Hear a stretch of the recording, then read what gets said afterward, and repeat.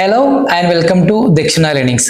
ദക്ഷിണ ലേണിംഗ്സിന്റെ theme based history ക്ലാസ്സിലേക്ക് എല്ലാവർക്കും സ്വാഗതം. UPSCയുടെ വളരെ ഫേവറേറ്റ് ആയിട്ടുള്ള ഏൻഷ്യന്റ് ഇന്ത്യയിൽ നിന്നുമുള്ള ജൈനിസം, ബുദ്ധിസം, അതുപോലെ തന്നെ ഏൻഷ്യന്റ് ഇന്ത്യയിലെ സ്കൂൾസ് ഓഫ് ഫിലോസഫീസ്, അതായത് ഓർത്തഡോക്സ് സ്കൂൾസ് ഓഫ് ഫിലോസഫീസ്, അതുപോലെ തന്നെ ഹെറ്ററോഡോക്സ് സ്കൂൾസ് ഓഫ് ഫിലോസഫീസ്, ആ ഒരു ടോപ്പിക്കാണ് നമ്മളിന്ന് ഡിസ്കസ് ചെയ്യാൻ പോകുന്നത്.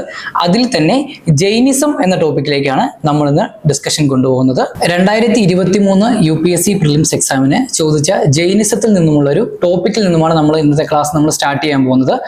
ആ ക്വസ്റ്റ്യൻ എന്താണെന്ന് വെച്ചിട്ടുണ്ടെങ്കിൽ നിങ്ങൾ ജസ്റ്റ് ആ ക്വസ്റ്റ്യൻ ഒന്ന് അനലൈസ് ചെയ്ത് നോക്കിയാൽ മതി.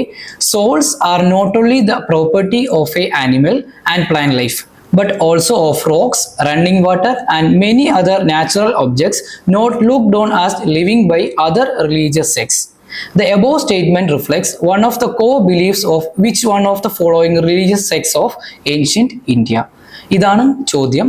ഇതിന്റെ ആൻസർ നമുക്ക് സിമ്പിൾ ആയിട്ട് മനസ്സിലാക്കാൻ സാധിക്കും. കാരണം ജൈനിസത്തിന്റെ ഏറ്റവും കോർ ആയിട്ടുള്ള പ്രിൻസിപ്പിൾ ആണ് ഈ യൂണിവേഴ്സിലുള്ള എല്ലാ ഒബ്ജക്ട്സും, അത് ലിവിങ്, അതായത് നമ്മൾ ഇന്ന് കണക്കാക്കുന്ന ലിവിങ് തിങ്സ് ആയിക്കോട്ടെ, അതുപോലെ തന്നെ നോൺ ലിവിങ് തിങ്സ് ആയിക്കോട്ടെ, എന്ത് തന്നെയാണെങ്കിലും അതിന് എല്ലാം എന്തുണ്ട്? ഒരു സോൾ ഉണ്ട്, ഒരു ജീവനുണ്ട്. അതാണ് ജൈനിസത്തിന്റെ ഏറ്റവും പ്രധാനപ്പെട്ട, ഏറ്റവും ബേസിക് ആയിട്ടുള്ള കോർ പ്രിൻസിപ്പിൾ. അതിൽ നിന്ന് തന്നെ നമുക്ക് എന്ത് ചെയ്യാൻ സാധിക്കും? ഈ ഒരു ക്വസ്റ്റ്യന്റെ ആൻസറിലേക്ക് എത്താൻ സാധിക്കും. ഈ ക്വസ്റ്റ്യന്റെ ആൻസർ എന്താണ്? ഓപ്ഷൻ ബി, ജൈനിസമാണ്. ഓക്കെ, ഇനി ഈ ക്വസ്റ്റ്യന്റെ ബേസിൽ നമുക്ക് പഠിക്കേണ്ട തീം എന്താണെന്ന് വെച്ചിട്ടുണ്ടെങ്കിൽ ആ തീമാണ് എന്ത്? ജൈനിസം. ജൈനിസത്തിന്റെ ഏറ്റവും പ്രധാനപ്പെട്ട ഫിലോസഫീസ് എന്താണ്? ജൈനിസം നമ്മളെ എന്താണ് പഠിപ്പിക്കുന്നത്? ആ ഒരു ആംഗിളാണ് നമ്മൾ ഈ ഒരു ടോപ്പിക്കിൽ നിന്നും പഠിക്കാനുള്ളത്. ഓക്കെ, അപ്പം ഇതിൽ നമുക്ക് പ്രധാനമായിട്ടും പറയാൻ സാധിക്കുന്നത് എന്താണെന്ന് വെച്ചിട്ടുണ്ടെങ്കിൽ ടീച്ചിങ്സ് ഓഫ് ജൈനിസം. ജൈനിസത്തിന്റെ ടീച്ചിങ്സ് എന്തൊക്കെയാണ്?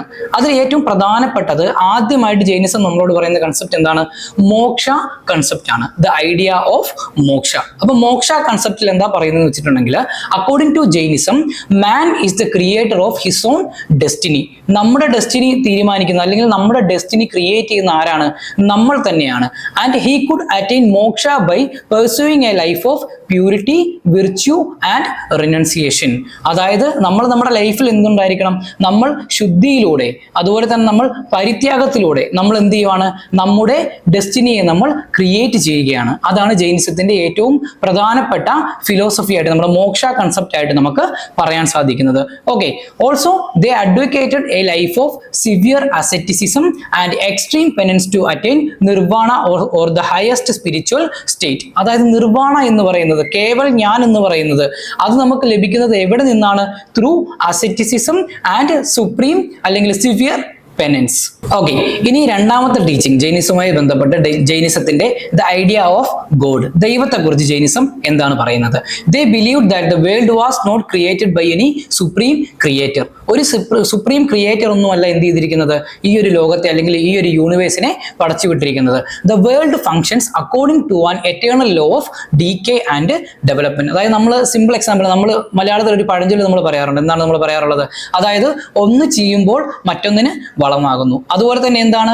ടു എ പ്രോസസ് ഓഫ്, അല്ലെങ്കിൽ ഒരു law of decay and development. അതിലൂടെയാണ് ഈ ഒരു യൂണിവേഴ്സ് മുന്നോട്ട് പോകുന്നത്, അതിലൂടെയാണ് ഈ ഒരു യൂണിവേഴ്സ് സഞ്ചരിക്കുന്നത്. ഇതാണ് ഗോഡിന്റെ കൺസെപ്റ്റുമായിട്ട് ബന്ധപ്പെട്ട് ജൈനിസം നമ്മളെ പഠിപ്പിക്കുന്നത്. ഓക്കെ, ഇനി അടുത്ത വേദാസിനെ കുറിച്ച് എന്താണ് പറയുന്നത്? അതായത് ഈ ഒരു എന്താ പറയുന്ന പോസ്റ്റ് വേദിക് ഏജിലാണ്, അല്ലെങ്കിൽ പോസ്റ്റ് വേദിക് എറയിലാണ് ഈ പറയപ്പെടുന്ന ഹെറ്ററോഡോക്സ് ആയിട്ടുള്ള സെക്റ്റുകൾ ഇന്ത്യയിൽ നിലവിൽ വരുന്നത്. ഓക്കെ, അപ്പം ആ ഒരു സമയത്ത് ഈ ഹെറ്ററോഡോക്സ് സെക്റ്റുകൾ എന്ന് പറഞ്ഞാൽ തന്നെ എന്താണ്? വേദങ്ങളെ എതിർക്കുന്ന, കാസ്റ്റ് സിസ്റ്റത്തെ എതിർക്കുന്ന, അല്ലെങ്കിൽ അതുപോലെയുള്ള റാഡിക്കൽ ആയിട്ടുള്ള മത ജാതി ചിന്താഗതികളെ എതിർക്കുന്ന ഒരു വിശ്വാസമാണ് എന്ത്? ഹെറ്ററോഡോക്സ് സെക്റ്റുകൾ എന്ന് നമ്മൾ പറയുന്നത്. ഓക്കെ, അതുകൊണ്ട് തന്നെ വ്യൂസ് ഓൺ വേദാസ് എന്തായിരിക്കും? നമുക്ക് ജസ്റ്റ് ഒന്ന് അസ്യൂം ചെയ്യാവുന്നതേ ഉള്ളൂ. എന്തായിരിക്കും അവർ ചെയ്തത്? എന്താണ്? They rejected the authority of Vedas and objected to Vedic rituals and the supremacy of Brahmanas. അവർ വേദങ്ങൾ എന്ത് ചെയ്തില്ല? അംഗീകരിച്ചില്ല, അതിനെ എതിർത്തു. അതുപോലെ തന്നെ വേദിക് റിച്വൽസ്, വേദിക് പ്രാക്ടീസസ്, അതിനെയൊക്കെ ഇവർ എന്ത് ചെയ്തു? എതിർത്തു. അതുപോലെ തന്നെ ദ സുപ്രീമസി ഓഫ് ബ്രാഹ്മണാസ്, ബ്രാഹ്മണാസിന്റെ സുപ്രീമസി അവർ എന്ത് ചെയ്തില്ല? അംഗീകരിച്ചില്ല. ഓക്കെ, സമൂഹത്തിൽ എല്ലാവരും തുല്യരാണ്. ഇവിടെ എന്തില്ല? ഒരു കാസ്റ്റ് ബേസ്ഡ് ആയിട്ടുള്ള ആയിട്ടുള്ള ഒരു ഹൈറാർക്കി ആവശ്യമില്ല. ബ്രാഹ്മണനെന്നോ ക്ഷത്രിയനെന്നോ ശൂദ്രനെന്നോ വൈശ്യനെന്നോ എന്ത് ചെയ്യേണ്ട ആവശ്യമില്ല, ഇവിടെ വേർതിരിക്കേണ്ട ആവശ്യമില്ല. മനുഷ്യരെല്ലാം ഒന്നാണ് എന്നുള്ള കൺസെപ്റ്റ് ആണ് ആര് മുന്നോട്ട് വെച്ചത്?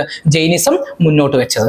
ഓക്കെ, ഇനി ജൈനിസത്തിന്റെ ഏറ്റവും പ്രധാനപ്പെട്ട ചില ഡോക്ട്രൈൻസ് എന്തൊക്കെയാണെന്നുള്ളതാണ്. അപ്പം അതില് കുറച്ച് മഹാവ്രതാസ് വരുന്നുണ്ട്, കുറച്ച് അനുവ്രതാസ് വരുന്നുണ്ട്, അതുപോലെ തന്നെ ഗുണവ്രതാസ് വരുന്നുണ്ട്, അതുപോലെ തന്നെ ശിക്ഷവ്രതാസ് വരുന്നുണ്ട്. ഇതാണ് ജൈനിസത്തിന്റെ ഏറ്റവും പ്രധാനപ്പെട്ട കോർ ആയിട്ടുള്ള ഡോക്ട്രൈൻസ് എന്ന് നമ്മൾ പറയുന്നത്. ഓക്കെ, ആ ഡോക്ട്രൈൻസിൽ തന്നെ മഹാവ്രതാസ് ആയിട്ട് നമ്മൾ പറയുന്ന 5 കാര്യങ്ങളുണ്ട്. അഹിംസ, സത്യ, അസ്തേയ, അപരിഗ്രഹ ആൻഡ് ബ്രഹ്മചര്യ. ഓക്കെ, ഇതിൽ ബ്രഹ്മചര്യ എന്നുള്ള കൺസെപ്റ്റ് കൊണ്ടുവന്നത് ഈ ഒരു ജൈനിസത്തിന്റെ 24th തീർത്ഥങ്കരയായിട്ട് നമുക്ക് എല്ലാവർക്കും ഫെമിലിയർ ആയിട്ടുള്ള വളരെ ഫേമസ് ആയിട്ടുള്ള ജൈനിസത്തിന്റെ ഏറ്റവും വലിയ ആചാര്യ ഗുരുവായിട്ട് അല്ലെങ്കിൽ ജെയിൻസ് തന്നെ അവരുടെ ദൈവമായിട്ട് കാണുന്ന ഒരു വ്യക്തിയുണ്ട്. അദ്ദേഹത്തിന്റെ പേരെന്താണ്? വർദ്ധമാന മഹാവീര. ഈ വർദ്ധമാന മഹാവീരയാണ് എന്ത് ആഡ് ചെയ്യുന്നത്? ഈ ബ്രഹ്മചര്യ എന്നുള്ള മഹാവ്രതം ജൈനിസത്തിന്റെ ഡോക്ട്രൈൻസിലേക്ക് ആഡ് ചെയ്യുന്നത്. ഇനി ഈ മഹാവ്രതാസ് ആക്ച്വലി ഇവർ അനുഷ്ഠിക്കുന്നത് അല്ലെങ്കിൽ ഈ ജെയിൻസ് ഈ മഹാവ്രതം അനുഷ്ഠിക്കുന്നത് എന്തിനാന്ന് വെച്ചിട്ടുണ്ടെങ്കിൽ ഒരു ജിന ആകുന്നതിന് വേണ്ടിയിട്ട് അല്ലെങ്കിൽ ജൈനിസത്തിലെ ഒരു ഗുരു ആകുന്നതിന് വേണ്ടിയിട്ടായിരിക്കും നോർമലി ആൾക്കാർ എന്ത് ചെയ്യുന്നത്? ഈ ഒരു മഹാവ്രതാസ് കറക്റ്റ് ആയിട്ട് ഫോളോ ചെയ്യുന്നത്. ഓക്കെ, അപ്പം അങ്ങനെയുള്ളപ്പം ഹൗസ് ഹോൾഡ് ആയിട്ടുള്ള ആൾക്കാർക്ക് അല്ലെങ്കിൽ ഫോളോവേഴ്സിന് വേണ്ടിയിട്ടുള്ള മറ്റ് ചില ഡോക്ട്രൈൻസും ജൈനിസത്തിൽ ഉൾപ്പെടുത്തിയിട്ടുണ്ട്. ഈ ഡോക്ട്രൈൻസ് ആർക്ക് ഫോളോ ചെയ്യാം? ഈ മോങ്സിനും ഫോളോ ചെയ്യാം, അതുപോലെ തന്നെ അല്ലെങ്കിൽ ഈ ജൈന ഗുരുസിനും ഫോളോ ചെയ്യാം, അതുപോലെ തന്നെ ഹൗസ് ഹോൾഡ്സിനും ഫോളോ ചെയ്യാം. അപ്പം ഇവർക്ക് രണ്ടുപേർക്കും ഫോളോ ചെയ്യുന്നതിന് വേണ്ടിയിട്ട് വേറെ ചില അനുബന്ധമായിട്ടുള്ള ഡോക്ട്രൈൻസും കൂടെ ജൈനിസത്തിൽ പറഞ്ഞിട്ടുണ്ട്. അതിൽ ഏറ്റവും പ്രധാനപ്പെട്ടതാണ് എന്ത്? അനുവ്രതാസ്. ഓക്കെ, അപ്പം അനുവ്രതാസ് എന്ന് പറയുന്നത് it is A code of conduct which as prescribed for both households and the monks. To avoid evil karma, a household had to observe 5 vows. 5 vows ആണ്, 5 അനുവ്രതാസ് ആണ് പറയുന്നത്. ഓക്കെ, അതിൽ ഏറ്റവും പ്രധാനപ്പെട്ട അല്ലെങ്കിൽ ഈ 5 അനുവ്രതാസ് എന്ന് പറയുന്നത് അബ്സ്റ്റൈനിങ് ഫ്രം ഗ്രോസ് വയലൻസ്, അതായത് വയലൻസിൽ നിന്നും വിട്ടു നിൽക്കുക. ഫോൾസ്ഹുഡ് അതായത് കള്ളത്തരം പറയുന്നതിൽ നിന്നും കള്ളം ചെയ്യുന്നതിൽ നിന്നും എന്ത് ചെയ്യുക? വിട്ടു നിൽക്കുക. അതുപോലെ തന്നെ അബ്സ്റ്റൈനിങ് ഫ്രം സ്റ്റീലിംഗ്, അതുപോലെ തന്നെ to being content with one's life and limiting one's possessions. അതായത് നമ്മൾ എന്ത് ചെയ്യുക? നമ്മൾ നമ്മുടെ കാര്യങ്ങൾ തന്നെ നോക്കുക. നമ്മുടെ ജീവിതത്തിൽ നമ്മൾ എന്ത് ചെയ്യുക? നമ്മൾ ലിമിറ്റഡ് ആയിട്ട് നിൽക്കുക. മറ്റുള്ളവരുടെ ജീവിതത്തിലേക്ക് അവരുടെ ജീവിത കാര്യങ്ങളിലേക്ക് നമ്മൾ എന്ത് ചെയ്യാൻ പാടില്ല? ഇടപെടാൻ പാടില്ല. അതുപോലെ തന്നെ എന്താണ്? ലിമിറ്റിംഗ് വൺസ് പൊസഷൻസ്, അതായത് എൻ്റെ സ്വത്ത്, ഞാൻ സ്വത്ത് പൊസസ് ചെയ്യുന്നത് അല്ലെങ്കിൽ ഞാൻ അക്വയർ ചെയ്യുന്നത് എന്ത് ചെയ്യുക? മാക്സിമം കുറയ്ക്കുക. വളരെ ലളിതമായ വളരെ സിമ്പിൾ ആയിട്ടുള്ള ഒരു ലൈഫ് എന്ത് ചെയ്യുക? ലീഡ് ചെയ്യുക. അതായിരുന്നു ജെയിൻ കൺസെപ്റ്റില് അനുവ്രതാസില് ഹൗസ് ഹോൾഡ്സിനും അതുപോലെ തന്നെ മോങ്സിനും ജൈനിസം പഠിപ്പിച്ചു കൊടുക്കുന്നത്. ഓക്കെ, ഇനി ജൈനിസ്റ്റ് ഡോക്ട്രൈൻസിൽ അടുത്ത കൺസെപ്റ്റ് എന്ന് പറയുന്നത് എന്താണ്? ഗുണവ്രതാസ് ആണ്. ഓക്കെ, ഇതിൽ 3 ഗുണവ്രതാസ് ആണ് പറയുന്നത്. ആദ്യത്തെ എന്താണ്? ദിക് വ്രത, രണ്ടാമത്തത് ഭോഗ ഉപഭോഗ വ്രത, മൂന്നാമത്തത് അനർത്ഥ ദണ്ഡവ്രത. ഇത് 3 ഗുണവ്രതാസ് ആയിട്ട് നമ്മൾ പറയുന്നത്. ഓക്കെ, ഇനി ദിക്വ്രത എന്ന് പറയുന്നത് this vow limits the area where a Jain can move and conduct activities. അതായത് നമ്മുടെ ആക്ടിവിറ്റീസ് നമ്മൾ കണ്ടക്ട് ചെയ്യുന്ന റീജിയൻ അല്ലെങ്കിൽ നമ്മുടെ ഒരു നിഷ്, അതിനെ നമ്മൾ എന്ത് ചെയ്യുക? നമ്മൾ വളരെയധികം ലിമിറ്റ് ചെയ്യുക. ഓക്കെ, ഇനി രണ്ടാമത്തെ ഗുണവ്രത എന്ന് പറയുന്നത് ഭോഗ ഉപഭോഗ വ്രത എന്ന് പറഞ്ഞിട്ടുണ്ടെങ്കിൽ ദിസ് വോ restrict the consumption and use of material possessions. അതായത് നമ്മൾ എന്തെങ്കിലും മെറ്റീരിയൽ പൊസഷൻസ് കൈവശം വെക്കുന്നതോ അല്ലെങ്കിൽ നമ്മുടെ കയ്യിലുള്ള ഒബ്ജക്ട്സ് അല്ലെങ്കിൽ നമ്മുടെ കയ്യിലുള്ള എന്തെങ്കിലും വസ്തുക്കൾ നമ്മൾ യൂസ് ചെയ്യുന്നതോ അതൊക്കെ നമ്മൾ എന്ത് ചെയ്യണം? വളരെ ലിമിറ്റഡ് ആയിട്ടേ നമ്മൾ ചെയ്യാൻ പാടുള്ളൂ എന്ന് പറയുന്ന ഗുണവ്രതയാണ് ഇത്, ഭോഗ ഉപഭോഗ വ്രത. ഓക്കെ, ഇനി മൂന്നാമത് പറയുന്നത് എന്താണ്? അനർത്ഥ ദണ്ഡവ്രത. അനർത്ഥ ദണ്ഡവ്രത. ദിസ് വോ emphasises avoiding actions that serve no purpose and could potentially cause harm even if seemingly insignificant. അതായത് മറ്റുള്ളവർക്ക് എന്തെങ്കിലും രീതിയിൽ ഉപദ്രവം ഉണ്ടാക്കുന്ന ഏതെങ്കിലും ഒരു പ്രവർത്തനം അത് നമ്മുടെ ഭാഗത്തു നിന്നും ഉണ്ടാകാതെ നമ്മൾ എന്ത് ചെയ്യണം? മാക്സിമം ശ്രദ്ധിക്കണം. നമ്മൾ എന്ത് ചെയ്യണം? അങ്ങനെയുള്ള പ്രവർത്തനങ്ങളിൽ നമ്മൾ ഉൾപ്പെടാൻ പാടില്ല അല്ലെങ്കിൽ അങ്ങനെയുള്ള പ്രവർത്തികൾ നമ്മൾ പ്രവർത്തിക്കാൻ പാടില്ല. ഈ ഒരു ഗുണവ്രതയാണ് മൂന്നാമതായിട്ട് പറയുന്നത് അനർത്ഥ ദണ്ഡവ്രത. ഇനി ജൈനിസത്തിന്റെ ടീച്ചിങ്ങുമായി ബന്ധപ്പെട്ട് അല്ലെങ്കിൽ ജൈനിസത്തിന്റെ ഡോക്ട്രിനുമായിട്ട് ബന്ധപ്പെട്ട് നമ്മളിപ്പം ക്വസ്റ്റ്യനിൽ ഡിസ്കസ് ചെയ്ത കാര്യത്തിലേക്കാണ് നമ്മൾ അടുത്ത പോകുന്നത്. ഓക്കെ, അപ്പം ഇതിലാണ് നമ്മൾ എന്ത് പറയുന്നത്? The idea of soul and matter. ജൈനിസവുമായി ബന്ധപ്പെട്ടിട്ടുള്ള സോളുമായിട്ട് ബന്ധപ്പെട്ട് അല്ലെങ്കിൽ ജീവനുമായിട്ട് ബന്ധപ്പെട്ട് മാറ്ററുമായിട്ട് ബന്ധപ്പെട്ട് അതായത് അജീവ ഒബ്ജക്ട്സുമായിട്ട് ബന്ധപ്പെട്ട് ജൈനിസം പറയുന്ന കൺസെപ്റ്റ് എന്തൊക്കെയാണ്, ജൈനിസം അതിനെക്കുറിച്ച് എന്താണ് പറയുന്നത്. ഓക്കെ, അപ്പം മഹാവീര എന്ന് പറഞ്ഞിട്ടുണ്ടെങ്കിൽ നമുക്കറിയാം ഈ ജൈൻ തീർത്ഥങ്കരാസിൽ ഏറ്റവും പ്രധാനപ്പെട്ട തീർത്ഥങ്കരയായിട്ടുള്ള ജൈന, നമുക്കൊക്കെ ഫെമിലിയർ ആയിട്ടുള്ള വർദ്ധമാന മഹാവീര അല്ലെങ്കിൽ ജിന, അദ്ദേഹത്തിന്റെ കൺസെപ്റ്റ് അനുസരിച്ച് അദ്ദേഹം ബിലീവ് ചെയ്തിരുന്ന കാര്യങ്ങൾ അല്ലെങ്കിൽ അദ്ദേഹം പ്രൊപ്പൗണ്ട് ചെയ്ത സോളുമായിട്ട് ബന്ധപ്പെട്ട് അല്ലെങ്കിൽ മാറ്ററുമായിട്ട് ബന്ധപ്പെട്ട് അദ്ദേഹം പ്രൊപ്പൗണ്ട് ചെയ്ത കാര്യങ്ങൾ. Okay, according to him soul is in a state of bondage created by desire accumulated through previous birth. നമ്മുടെ മുൻ ജന്മങ്ങളിൽ നമ്മുടെ ഡിസൈർസ് എന്തൊക്കെയായിരുന്നു ഉണ്ടായിരുന്നത്? നമുക്കിപ്പം സാധിക്കപ്പെട്ട ഡിസൈർസ് ഉണ്ടായിരിക്കാം, നമുക്ക് സാധിക്കാതെ പോയ ഡിസൈർസ് ഉണ്ടായിരിക്കാം. അതിനെയൊക്കെ ബേസ് ചെയ്തിട്ട് നമ്മുടെ സോളും നമ്മുടെ ഈ ബർത്തും ഇതിന് മുമ്പത്തെ ബർത്തുമായിട്ട് ഈ രണ്ട് ബർത്തുകളെ തമ്മിൽ ബന്ധിപ്പിക്കുന്ന ഒരു ബോണ്ടേജ് ആണ് ആർക്കുള്ളത്? സോളിനുള്ളതെന്നാണ് വർദ്ധമാന മഹാവീര നമ്മളെ പഠിപ്പിക്കുന്നത്. Okay, the liberated soul then becomes the pure soul. അതായത് നമ്മൾ എന്ത് ചെയ്യണം? നമ്മൾ നേരത്തെ പറഞ്ഞ ജൈനിസത്തിനെ കുറച്ച് ഡോക്ട്രൈൻസ് ഇല്ലേ, ആ ഡോക്ട്രൈൻസുമായിട്ട് ബന്ധപ്പെട്ട് മഹാവ്രതാസും ഗുണവ്രതാസും അനുവ്രതാസും ഇതൊക്കെ അനുഷ്ഠിച്ച് നമ്മൾ എന്ത് ചെയ്യും? നമ്മുടെ ആത്മാവിന് നമ്മൾ എന്ത് നൽകും? നമ്മൾ കൈവല്യം നൽകും, അല്ലെങ്കിൽ നമ്മുടെ ആത്മാവിന് നമ്മൾ നിർവ്വാണം നൽകും. അപ്പം അതിനുശേഷമുള്ള നമ്മുടെ ആത്മാവിനെയാണ് എന്തെന്ന് പറയുന്നത്? പ്യുവർ സോൾ എന്ന് പറയുന്നതെന്നാണ് ആര് പറഞ്ഞത്? വർദ്ധമാന മഹാവീര നമ്മളെ പഠിപ്പിക്കുന്നത്. ഓക്കെ, ഇനി അദ്ദേഹം പറയുന്ന കാര്യം എന്താന്ന് വെച്ചിട്ടുണ്ടെങ്കിൽ ഓൾ ഒബ്ജക്ട്സ്, അതായത് എല്ലാ ഒബ്ജക്റ്റുകളും, ഈവൻ അതെന്താണ് അനിമേറ്റ് ഓർ ഇൻഅനിമേറ്റ്, അതായത് ചലിക്കുന്ന വസ്തുക്കളായിക്കോട്ടെ ചലിക്കാത്ത വസ്തുക്കളായിക്കോട്ടെ, നമ്മൾ ഇന്ന് നമ്മുടെ കൺസെപ്റ്റിൽ നമ്മൾ പറയുന്ന ലിവിങ് തിങ്സ് ആയിക്കോട്ടെ നോൺ ലിവിങ് തിങ്സ് ആയിക്കോട്ടെ എന്തുമായിക്കോട്ടെ അതിനെന്തുണ്ട്? സോൾ ഉണ്ട് എന്നാണ് വർദ്ധമാന മഹാവീര അല്ലെങ്കിൽ ജൈനിസം നമ്മളെ പഠിപ്പിക്കുന്നത്. ആ ഒരു ക്വസ്റ്റ്യൻ ആണ് നമ്മൾ എന്ത് ചെയ്തത് കുറച്ച് മുമ്പ് ഈ ഒരു ടോപ്പിക് ഡിസ്കസ് ചെയ്യുന്നതിന് മുമ്പ് നമ്മൾ ഡിസ്കസ് ചെയ്തത്. Okay, he believed that they felt pain of the influence of injury. ഇപ്പം ഒരു റോക്ക് പാർട്ടിക്കിളിനെ നിങ്ങൾ പൊട്ടിക്കുവാണെങ്കിൽ പോലും അല്ലെങ്കിൽ അതിനെ നിങ്ങൾ ഉടയ്ക്കുവാണെങ്കിലും ആ ഒരു റോക്ക് പാർട്ടിക്കിളിന് എന്ത് സംഭവിക്കും? അതിന് വേദനിക്കും, അതിന് പെയിൻ ഉണ്ടാകും എന്നാണ് വർദ്ധമാന മഹാവീര നമ്മളെ എന്ത് ചെയ്യുന്നത്? ജൈനിസത്തിലൂടെ നമ്മളെ പഠിപ്പിക്കുന്നത്. ഇനി ജൈനിസത്തിൽ നമുക്ക് പ്രധാനമായിട്ടും ഡിസ്കസ് ചെയ്യാനുള്ളത് എന്താണ്? 3 ജുവൽസ് അല്ലെങ്കിൽ 3 രത്നാസ് ഓഫ് ജൈനിസം. ഇതെന്താണ്? ഇത് ജൈനിസത്തിന്റെ ഏറ്റവും കോർ ആയിട്ടുള്ള പ്രിൻസിപ്പിൾ അല്ലെങ്കിൽ ജൈനിസത്തിന്റെ ഗൈഡിങ് പ്രിൻസിപ്പിൾ ആണ്. ജൈനിസം എന്നുള്ള ആ ഒരു കൺസെപ്റ്റിന്റെ അല്ലെങ്കിൽ ആ ഒരു റിലീജിയന്റെ ബേസിക് ആയിട്ടുള്ള ബിൽഡിംഗ് പ്രിൻസിപ്പിളിൽ പെട്ടതാണ് എന്ത്? ഈ 3 ജുവൽസ് ഓഫ് ജൈനിസം എന്ന് നമ്മൾ പറയുന്നത്, അല്ലെങ്കിൽ 3 രത്നാസ് ഓഫ് ജൈനിസം എന്ന് നമ്മൾ പറയുന്നത്. ഓക്കെ, അപ്പം അതിൽ ആദ്യത്തെയാണ് എന്ത്? റൈറ്റ് നോളജ് അല്ലെങ്കിൽ എന്താണ്? സമ്യക് ജ്ഞാന, അതായത് ശരിയായിട്ടുള്ള അറിവ്.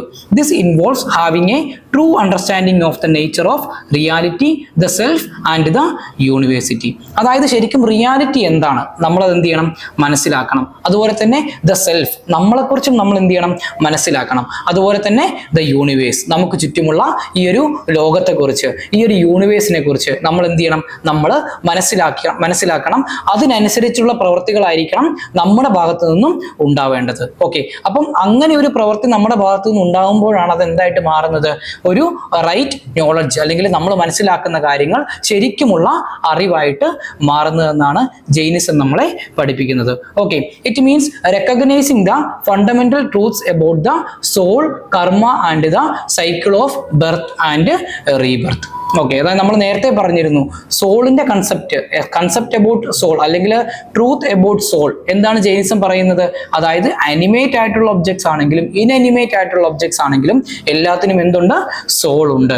ഓക്കെ, അതുപോലെ തന്നെ ഒരു cycle of birth and rebirth ഉണ്ട്. നമ്മുടെ മുൻജന്മവും നമ്മുടെ ഈ ജന്മവും ഇത് രണ്ടും തമ്മിൽ എന്താണ്? ഒരു ബോണ്ടേജിലാണ് ഉള്ളത്. ഇതാണ് ആര് പഠിപ്പിക്കുന്നത്? ജൈനിസം പഠിപ്പിക്കുന്നത്. ഇതിനെയാണ് ജൈനിസത്തിൽ നമ്മൾ എന്തായിട്ട് പറയുന്നത്? സമ്യക് ജ്ഞാന അല്ലെങ്കിൽ റൈറ്റ് നോളജ് ആയിട്ട് നമ്മൾ പറയുന്നത്. ഓക്കെ, ഇനി രണ്ടാമത്തെ കൺസെപ്റ്റ്, ത്രിരത്നാസിലെ രണ്ടാമത്തെ കൺസെപ്റ്റ് ആണ് എന്ത്? റൈറ്റ് ഫെയ്ത്ത്, അതായത് ശരിക്കുമുള്ള അല്ലെങ്കിൽ യഥാർത്ഥ വിശ്വാസം അല്ലെങ്കിൽ സമ്യക് ദർശന. Okay, right faith refers to a deep belief in and trust in Jainism's teachings. അതായത് ജൈനിസത്തിന്റെ ടീച്ചിങ്സ് എന്തൊക്കെയാണ്, ജൈനിസം എന്താണ്, അതിന്റെ കൺസെപ്റ്റ്സ് എന്തൊക്കെയാണ്, അതിൽ നമുക്കുണ്ടാവുന്ന ഡീപ്പായിട്ടുള്ള നമ്മുടെ മനസ്സിന്റെ ആഴങ്ങളിൽ നിന്നും വരുന്ന ആത്മാർത്ഥമായിട്ടുള്ള വിശ്വാസം. ഓക്കെ, അതിനെയാണ് നമ്മൾ എന്തെന്ന് പറയുന്നത്? സമ്യക് ദർശന അല്ലെങ്കിൽ റൈറ്റ് ഫെയ്ത്ത് എന്ന് നമ്മൾ പറയുന്നത്. Okay, it involves A clear, unwavering conviction in the principles of truth and the path laid out by the തീർത്ഥങ്കരാസ്. അതായത് തീർത്ഥങ്കരാസ് നമ്മൾ എന്തൊക്കെ പഠിപ്പിച്ചിട്ടുണ്ടോ, ജൈനിസം നമ്മൾ എന്തൊക്കെ പഠിപ്പിച്ചിട്ടുണ്ടോ, ആ കൺസെപ്റ്റിലെല്ലാം നമ്മൾ എന്ത് ചെയ്യുവാണ്, നമ്മൾ ആത്മാർത്ഥമായിട്ട് നമ്മൾ വിശ്വസിക്കുകയാണ്. അതിനെയാണ് നമ്മൾ എന്തെന്ന് പറയുന്നത്, ജൈനിസത്തിന്റെ കൺസെപ്റ്റ് അനുസരിച്ച് നമ്മൾ ദ റൈറ്റ് ഫെയ്ത്ത് അല്ലെങ്കിൽ സമ്യക് ദർശന എന്ന് നമ്മൾ പറയുന്നത്. ഓക്കെ, ഇനി മൂന്നാമത്തെ ത്രിരത്നയില് മൂന്നാമത്തെ, അതായത് ജൈനിസത്തിന്റെ 3 ജുവൽസിലെ പ്രധാനപ്പെട്ട മൂന്നാമത്തെ കൺസെപ്റ്റ് ആണ് എന്ത്, റൈറ്റ് കണ്ടക്ട്, അതായത് സമ്യക് ചരിത്ര, ശരിയായിട്ടുള്ള പ്രവർത്തികൾ, ഏറ്റവും ആപ്റ്റ് ആയിട്ടുള്ള പ്രവർത്തികൾ.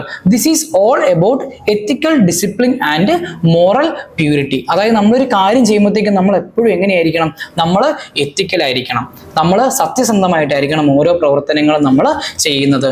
ആ പ്രവൃത്തിയുടെ വരും വരായികകളെ കുറിച്ച് നമ്മൾ എന്ത് ചെയ്യണം, ചിന്തിക്കണം. ഏറ്റവും അനുയോജ്യമായ പ്രവൃത്തികൾ മാത്രമേ നമ്മൾ എന്ത് ചെയ്യാൻ പാടുള്ളൂ, നമ്മൾ പ്രവർത്തിക്കാൻ പാടുള്ളൂ. അതും എങ്ങനെയായിരിക്കണം, through total discipline and moral purity. ഈ ഡിസിപ്ലിനും മോറൽ പ്യൂരിറ്റിയും ആർക്കുണ്ടായിരിക്കണം, നമുക്ക് ഉണ്ടായിരിക്കണം. കാരണം എന്താണ്, നമ്മൾ പ്രവർത്തിക്കുന്ന പ്രവൃത്തികളും എന്തുണ്ടായിരിക്കണം, ഈ ഡിസിപ്ലിനും ഈ ഒരു മോറൽ പ്യൂരിറ്റിയും ഉണ്ടായിരിക്കണം. Okay, it includes following the 5 vows. നമ്മൾ നേരത്തെ പറഞ്ഞ മഹാവ്രതാസ്, ജൈനിസത്തിന്റെ 5 മഹാവ്രതാസ്. ഈ 5 മഹാവ്രതാസും ഫോളോ ചെയ്തുകൊണ്ടുള്ള നമ്മുടെ പ്രവർത്തികൾ, അതിനെയാണ് നമ്മൾ എന്തെന്ന് പറയുന്നത്, റൈറ്റ് കണ്ടക്ട് അല്ലെങ്കിൽ സമ്യക് ചരിത്ര എന്ന് നമ്മൾ പറയുന്നത്. ഓക്കെ, നമ്മൾ നേരത്തെ പഠിച്ചിരുന്നു എന്തൊക്കെയാണത്, അഹിംസ, സത്യ, അസ്തേയ, അതുപോലെ തന്നെ ബ്രഹ്മചര്യ, അപരിഗ്രഹ. ഈ 5 മഹാവ്രതാസിനെ അനുസരിച്ചുകൊണ്ട് നമ്മൾ എന്ത് ചെയ്യുന്നു, നമ്മുടെ പ്രവർത്തികൾ നമ്മൾ പ്രവർത്തിക്കുന്നു, അല്ലെങ്കിൽ നമ്മുടെ പ്രവർത്തികളെ നമ്മൾ എന്ത് ചെയ്യുന്നു, മോഡുലേറ്റ് ചെയ്യുന്നു. അതിനെയാണ് നമ്മൾ എന്തെന്ന് പറയുന്നത്, റൈറ്റ് കണ്ടക്ട് അല്ലെങ്കിൽ സമ്യക് ചരിത്ര എന്ന് നമ്മൾ പറയുന്നത്. ഇനി ജൈനിസത്തിന്റെ ഡോക്ട്രൈൻസിൽ നമുക്ക് അടുത്തതായിട്ട് ഡിസ്കസ് ചെയ്യാനുള്ളതാണ് എന്ത്, doctrine of Syadvada and Anekantavada. Okay, അപ്പം സ്യദ്വാദ എന്നുള്ള കൺസെപ്റ്റിൽ പറയുന്നത് എന്താന്ന് വെച്ചിട്ടുണ്ടെങ്കിൽ, it is a theory of judgment. The Jain view that all our ordinary knowledge is necessarily partial, always relative to some particular point of view and particular aspects of object. It is known as Syadvada. അതായത് നമുക്ക് എന്താണോ അറിയുന്നത്, നമ്മുടെ മുമ്പിൽ എന്താണോ ഉള്ളത്, അല്ലെങ്കിൽ നമ്മൾ കണ്ട് മനസ്സിലാക്കിയത് എന്താണ്, അതിനെ വെച്ചിട്ടായിരിക്കും നമ്മൾ എന്ത് ചെയ്യുന്നത്, ഒരു കാര്യത്തെ നമ്മൾ നോക്കിക്കാണുന്നത്. അതിനെയാണ് നമ്മൾ എന്തെന്ന് പറയുന്നത്, ഈ ഒരു തിയറി ഓഫ് ജഡ്ജ്മെന്റ് എന്ന് ജൈനിസത്തിൽ പറയുന്നത്. ആ ഒരു സാധനത്തിന് എന്താണ്, പല ആസ്പെക്ട്സ് ഉണ്ടായിരിക്കാം, നമ്മൾ അതിനെ മുഴുവനായിട്ട് എന്ത് ചെയ്തിട്ടില്ല, മനസ്സിലാക്കിയിട്ടില്ല. നമ്മുടെ അറിവ് എന്താണ്, എപ്പോഴും നമ്മുടെ അറിവ് എന്താണ്, പാർഷ്യലാണ്. പകുതി കാര്യങ്ങളെ നമുക്ക് ചിലപ്പോൾ മനസ്സിലാക്കാൻ സാധിച്ചിട്ടുണ്ടായിരിക്കുകയുള്ളൂ. ആ ഒരു അറിവ് വെച്ചിട്ട് നമ്മൾ എന്ത് ചെയ്യുന്നു, ഒരു ഇൻഫറൻസിലേക്ക് അല്ലെങ്കിൽ ഒരു കണ്ടെത്തലിലേക്ക് നമ്മൾ എത്തുന്നു. ആ കണ്ടെത്തൽ ഒരിക്കലും എന്താവണമെന്നില്ല, ശരിയാവണമെന്ന് ഇല്ല. ആ ഒരു കൺസെപ്റ്റിനെയാണ്, അല്ലെങ്കിൽ ആ ഒരു വാദത്തെയാണ് നമ്മൾ എന്തെന്ന് പറയുന്നത്, സ്യദ്വാദ എന്ന് നമ്മൾ പറയുന്നത്. ഓക്കെ, ഇനി രണ്ടാമത്തെ കൺസെപ്റ്റ് ആണ് എന്ത്, Anekantavada. Okay, according to this doctrine ultimate truth and reality is complex and has multiple aspects. അതായത് ഒരു കൺസെപ്റ്റ് നമ്മൾ എടുക്കുവാണെങ്കിൽ, അല്ലെങ്കിൽ ഒരു കാര്യം നമ്മൾ എടുക്കുവാണെങ്കിൽ, അതിനെന്തുണ്ടായിരിക്കും, ഒരു മൾട്ടിപ്പിൾ ആയിട്ടുള്ള ആസ്പെക്ട്സ് ഉണ്ടായിരിക്കും. ഇപ്പം ഫോർ എക്സാമ്പിൾ നമ്മളൊരു ആളെ എടുക്കുവാണെങ്കിൽ, ഒരു മനുഷ്യനെ നമ്മൾ എടുക്കുവാണെങ്കിൽ, ഇപ്പം ഫോർ എക്സാമ്പിൾ ഞാൻ നിങ്ങളെ എടുക്കുവാണ്, ഇപ്പം ഒരു ബോയെ ഞാൻ എടുത്തിട്ടുണ്ടെങ്കിൽ, ആ മനുഷ്യൻ അദ്ദേഹത്തിൻ്റെ ജീവിതത്തിൽ എന്തൊക്കെയായിരിക്കും, ഒരു മകനായിരിക്കാം, ഒരു അച്ഛനായിരിക്കാം, ഒരു അനിയനായിരിക്കാം, ഒരു ഭർത്താവായിരിക്കാം, അങ്ങനെ പല ആസ്പെക്ട്സ് ആ ഒരാളുടെ ലൈഫിൽ എന്തുണ്ടായിരിക്കും, ആ ഒരു വ്യക്തിക്ക് ഉണ്ടായിരിക്കും. ഓക്കെ, അപ്പം അങ്ങനെയുള്ള അനേകം തലങ്ങളുള്ള ഒരു കൺസെപ്റ്റ്, അല്ലെങ്കിൽ ഒരു കാര്യത്തിന് എന്താണ്, ഒരു കാര്യത്തെ നമുക്ക് എങ്ങനെ സമീപിക്കാൻ പറ്റും, അനേകം തലങ്ങളിലൂടെ പല പല പെർസ്പെക്റ്റീവ്സിലൂടെ നമുക്ക് എന്ത് ചെയ്യാൻ പറ്റും, ഒരു കാര്യത്തെ നമുക്ക് സമീപിക്കാൻ സാധിക്കും. ആ ഒരു കൺസെപ്റ്റിനെ കുറിച്ച് പറയുന്നതാണ് എന്ത്, Anekantavada. Okay, Anekantavada has also been interpreted to mean non absolutism, intellectual ahimsa, religious pluralism and rejection of fanaticism. അതായത് ഒന്നും എന്തല്ല, അബ്സല്യൂട്ട് അല്ല എന്ന് വിശ്വസിക്കുന്ന ഒരു വാദം അല്ലെങ്കിൽ ഒരു കൺസെപ്റ്റ്. അതുപോലെ തന്നെ ഇന്റലക്ച്വൽ ആയിട്ടുള്ള അഹിംസ, അതുപോലെ തന്നെ റിലീജിയസ് പ്ലൂറലിസം, അതായത് സെക്യുലറിസത്തെ സപ്പോർട്ട് ചെയ്യുന്ന ഒരു കൺസെപ്റ്റ്. അതുപോലെ തന്നെ റിജക്ഷൻ ഓഫ് ഫെനാറ്റിസിസം, മതഭ്രാന്തികളെ എന്ത് ചെയ്യുന്നു, എതിർക്കുന്ന ഒരു കൺസെപ്റ്റ്. അതാണ് എന്ത്, അനേകാന്തവാദ എന്ന് നമ്മൾ പറയുന്നത്. ഇനി അടുത്തതായിട്ട് നമ്മൾ പറയാൻ പോകുന്നത്, ജൈനിസത്തിൽ കുറച്ച് സിമ്പിൾസ് ഉണ്ട്, കുറച്ച് കാര്യങ്ങളെ നമ്മൾ സിംബലൈസ് ചെയ്ത് കാണിക്കുന്നുണ്ട്. ഓക്കെ, അതിൽ ഏറ്റവും ഏറ്റവും പ്രധാനപ്പെട്ട ഏറ്റവും പവിത്രമായിട്ടുള്ള 8 സിമ്പിൾസ് ഉണ്ട്. 8 ഔസ്പീഷ്യസ് സിമ്പിൾസ് ഓഫ് ജൈനിസം. അതിൽ ആദ്യത്തെയാണ് എന്ത്? സ്വാസ്തിക. സ്വാസ്തിക എന്ന് പറഞ്ഞിട്ടുണ്ടെങ്കിൽ it signifies the peace and wellbeing of humans. നമ്മൾ സ്വാസ്തിക സിമ്പിളൊക്കെ നമ്മൾ കണ്ടിട്ടുള്ളതും കേട്ടിട്ടുള്ളതുമാണ് അല്ലേ. നമ്മൾ ഡാൻസ് ഫോംസിലൊക്കെ നമ്മൾ എന്ത് ചെയ്യും? ഈ ഒരു സ്വാസ്തിക സിമ്പിൾ നമ്മൾ യൂസ് ചെയ്യാറുണ്ട്. ഓക്കെ, അപ്പം ഈ സ്വാസ്തിക സിമ്പിൾ കൊണ്ട് നമ്മൾ ഡിനോട്ട് ചെയ്യുന്ന എന്താണെന്ന് വെച്ചിട്ടുണ്ടെങ്കിൽ it signifies the peace and wellbeing of humans. അതായത് മനുഷ്യരുടെ ശാന്തിയും സമാധാനവും. അതിനെയാണ് നമ്മൾ എന്ത് ചെയ്യുന്നത്? ഈ ഒരു സ്വാസ്തിക സിമ്പിൾ കൊണ്ട് നമ്മൾ ഡിനോട്ട് ചെയ്യുന്നത്. ഓക്കെ, ഇനി രണ്ടാമത്തെയാണ് എന്ത്? നന്ദവാർത്ത. നന്ദവാർത്ത എന്ന് പറഞ്ഞിട്ടുണ്ടെങ്കിൽ it is A large Swastika with 9 end points. അതായത് ഈ സ്വാസ്തികയ്ക്ക് 9 എൻഡ് പോയിന്റ്സ് ഉണ്ടെങ്കിൽ നമ്മൾ അതിനെ എന്തെന്ന് പറയും? നന്ദവാർത്ത എന്ന് നമ്മൾ പറയും. ഓക്കെ, ഇനി മൂന്നാമത്തെ സിമ്പിൾ ആണ് എന്ത്? ഭദ്രാസന. ഭദ്രാസന എന്ന് പറഞ്ഞിട്ടുണ്ടെങ്കിൽ എന്താണ്? അതൊരു ത്രോൺ ആണ്, ഒരു സിംഹാസനമാണ്. Okay, a throne is said to be sanctified by the Jaina's feet. അതായത് ജൈനന്റെ പാദം കൊണ്ട് സവിശിഷ്ടമായ ഒരു രാജ സിംഹാസനം. അതിനെയാണ് നമ്മൾ എന്തെന്ന് പറയുന്നത്? ഭദ്രാസന എന്ന് നമ്മൾ പറയുന്നത്. ഓക്കെ, ഇനി അടുത്ത നാലാമത്തെ ഒരു സിമ്പിൾ എന്ന് പറയുന്നത് എന്താണ്? ശ്രീവത്സ. ശ്രീവത്സ എന്ന് പറഞ്ഞിട്ടുണ്ടെങ്കിൽ a mark manifest on the chest of Tirthankara's image and signifies his pure soul. നമ്മളിപ്പോൾ ഏത് തീർത്ഥങ്കരാന്റെ ഒരു ഇമേജ് ഉണ്ടെങ്കിലും അതിൽ നോക്കിയിട്ടുണ്ടെങ്കിൽ നമുക്ക് അവരുടെ ചെസ്റ്റിന്റെ അവിടെയായിട്ട് നമുക്ക് എന്ത് കാണാൻ സാധിക്കും? ഒരു മാനിഫെസ്റ്റ് നമുക്ക് കാണാൻ പറ്റും, ഒരു സിമ്പിൾ നമുക്ക് കാണാൻ പറ്റും. അതിനെയാണ് നമ്മൾ എന്തെന്ന് പറയുന്നത്? ശ്രീവത്സ എന്ന് നമ്മൾ പറയുന്നത്. ഓക്കെ, ഇനി അടുത്ത സിമ്പിൾ ആണ് എന്ത്? ദർപ്പണ സിമ്പിൾ. ദർപ്പണ സിമ്പിൾ ഡിനോട്ട് ചെയ്യുന്നത് എന്താണെന്ന് വെച്ചിട്ടുണ്ടെങ്കിൽ നമ്മുടെ ഇന്നർ സെൽഫിനെ തന്നെയാണ്. The mirror which reflects the inner self. എൻ്റെ ഇന്നർ സെൽഫിനെ റിഫ്ലക്റ്റ് ചെയ്യുന്ന ഒരു മിറർ, ഒരു കണ്ണാടി. ആ ഒരു സിംബലൈസേഷൻ ആണ് എന്തിലൂടെ നമുക്ക് കിട്ടുന്നത്? ദർപ്പണ എന്നുള്ള സിംബലൈസേഷനിലൂടെ ജൈനിസം എന്ത് ചെയ്യുന്നത്? ഡിനോട്ട് ചെയ്യുന്നത്. ഓക്കെ, ഇനി ആറാമത്തെ ഒരു സിമ്പിൾ എന്ന് പറഞ്ഞിട്ടുണ്ടെങ്കിൽ എന്താണ്? മിനായുഗാല. മിനായുഗാല എന്ന് പറഞ്ഞിട്ടുണ്ടെങ്കിൽ എ കപ്പിൾ ഫിഷ്. അതായത് 2 മീൻ. ആ മീൻ എങ്ങനെയാണ്? കപ്പിൾസ് ആണ്. Okay, couple fish which signifies the conquest over sexual urges. എനിക്കെന്തുണ്ട്? സെക്ഷുവൽ ഏർജസ് ഉണ്ട്. നിങ്ങൾക്ക് എന്തുണ്ട്? സെക്ഷുവൽ ഏർജസ് ഉണ്ട്. ഇങ്ങനെയുള്ള സെക്ഷുവൽ ഏർജസിനെ നമ്മൾ കൺട്രോൾ ചെയ്യുന്നു. അതിനെ നമ്മൾ എന്ത് ചെയ്യുന്നു? നമ്മളതിനെ കോൺക്വസ്റ്റ് ചെയ്യുന്നു. അതിനെ ആ ഒരു സെക്ഷുവൽ ഏർജസുമായിട്ട് നമ്മൾ എന്ത് ചെയ്യുന്നു? മല്ലിടുന്നു. അതിനെ ഡിനോട്ട് ചെയ്യുന്ന സിമ്പിൾ ആണെന്ത്? മിനായുഗാല. അതായത് കപ്പിൾ ഫിഷ് സിമ്പിൾ. ഇനി ഈ 8 സിമ്പിൾസിൽ ഏഴാമതായിട്ട് വരുന്ന സിമ്പിൾ ആണെന്ത്? വർദ്ധമാനക. ഈ വർദ്ധമാനക എന്ന് പറഞ്ഞിട്ടുണ്ടെങ്കിൽ വളരെ ആഴം കുറഞ്ഞ ഒരു പാത്രമാണ്. ഈ പാത്രം എന്ത് ചെയ്യും? Used S A lamp. ഒരു വിളക്കായിട്ട് നമ്മൾ എന്ത് ചെയ്യും? ആ ഒരു പാത്രത്തെ നമ്മൾ യൂസ് ചെയ്യും. അതെന്താണ് ഡിനോട്ട് ചെയ്യുന്നത്? Which shows the increase in wealth, due and merit. അതായത് നമ്മുടെ സമ്പത്തിലും അതുപോലെ തന്നെ നമ്മുടെ ക്ഷേമത്തിലും ഒക്കെ എന്ത് ചെയ്യുന്നു? വളരെ ഒരു റിച്ച്നെസ് ഉണ്ടായിരിക്കുന്നു.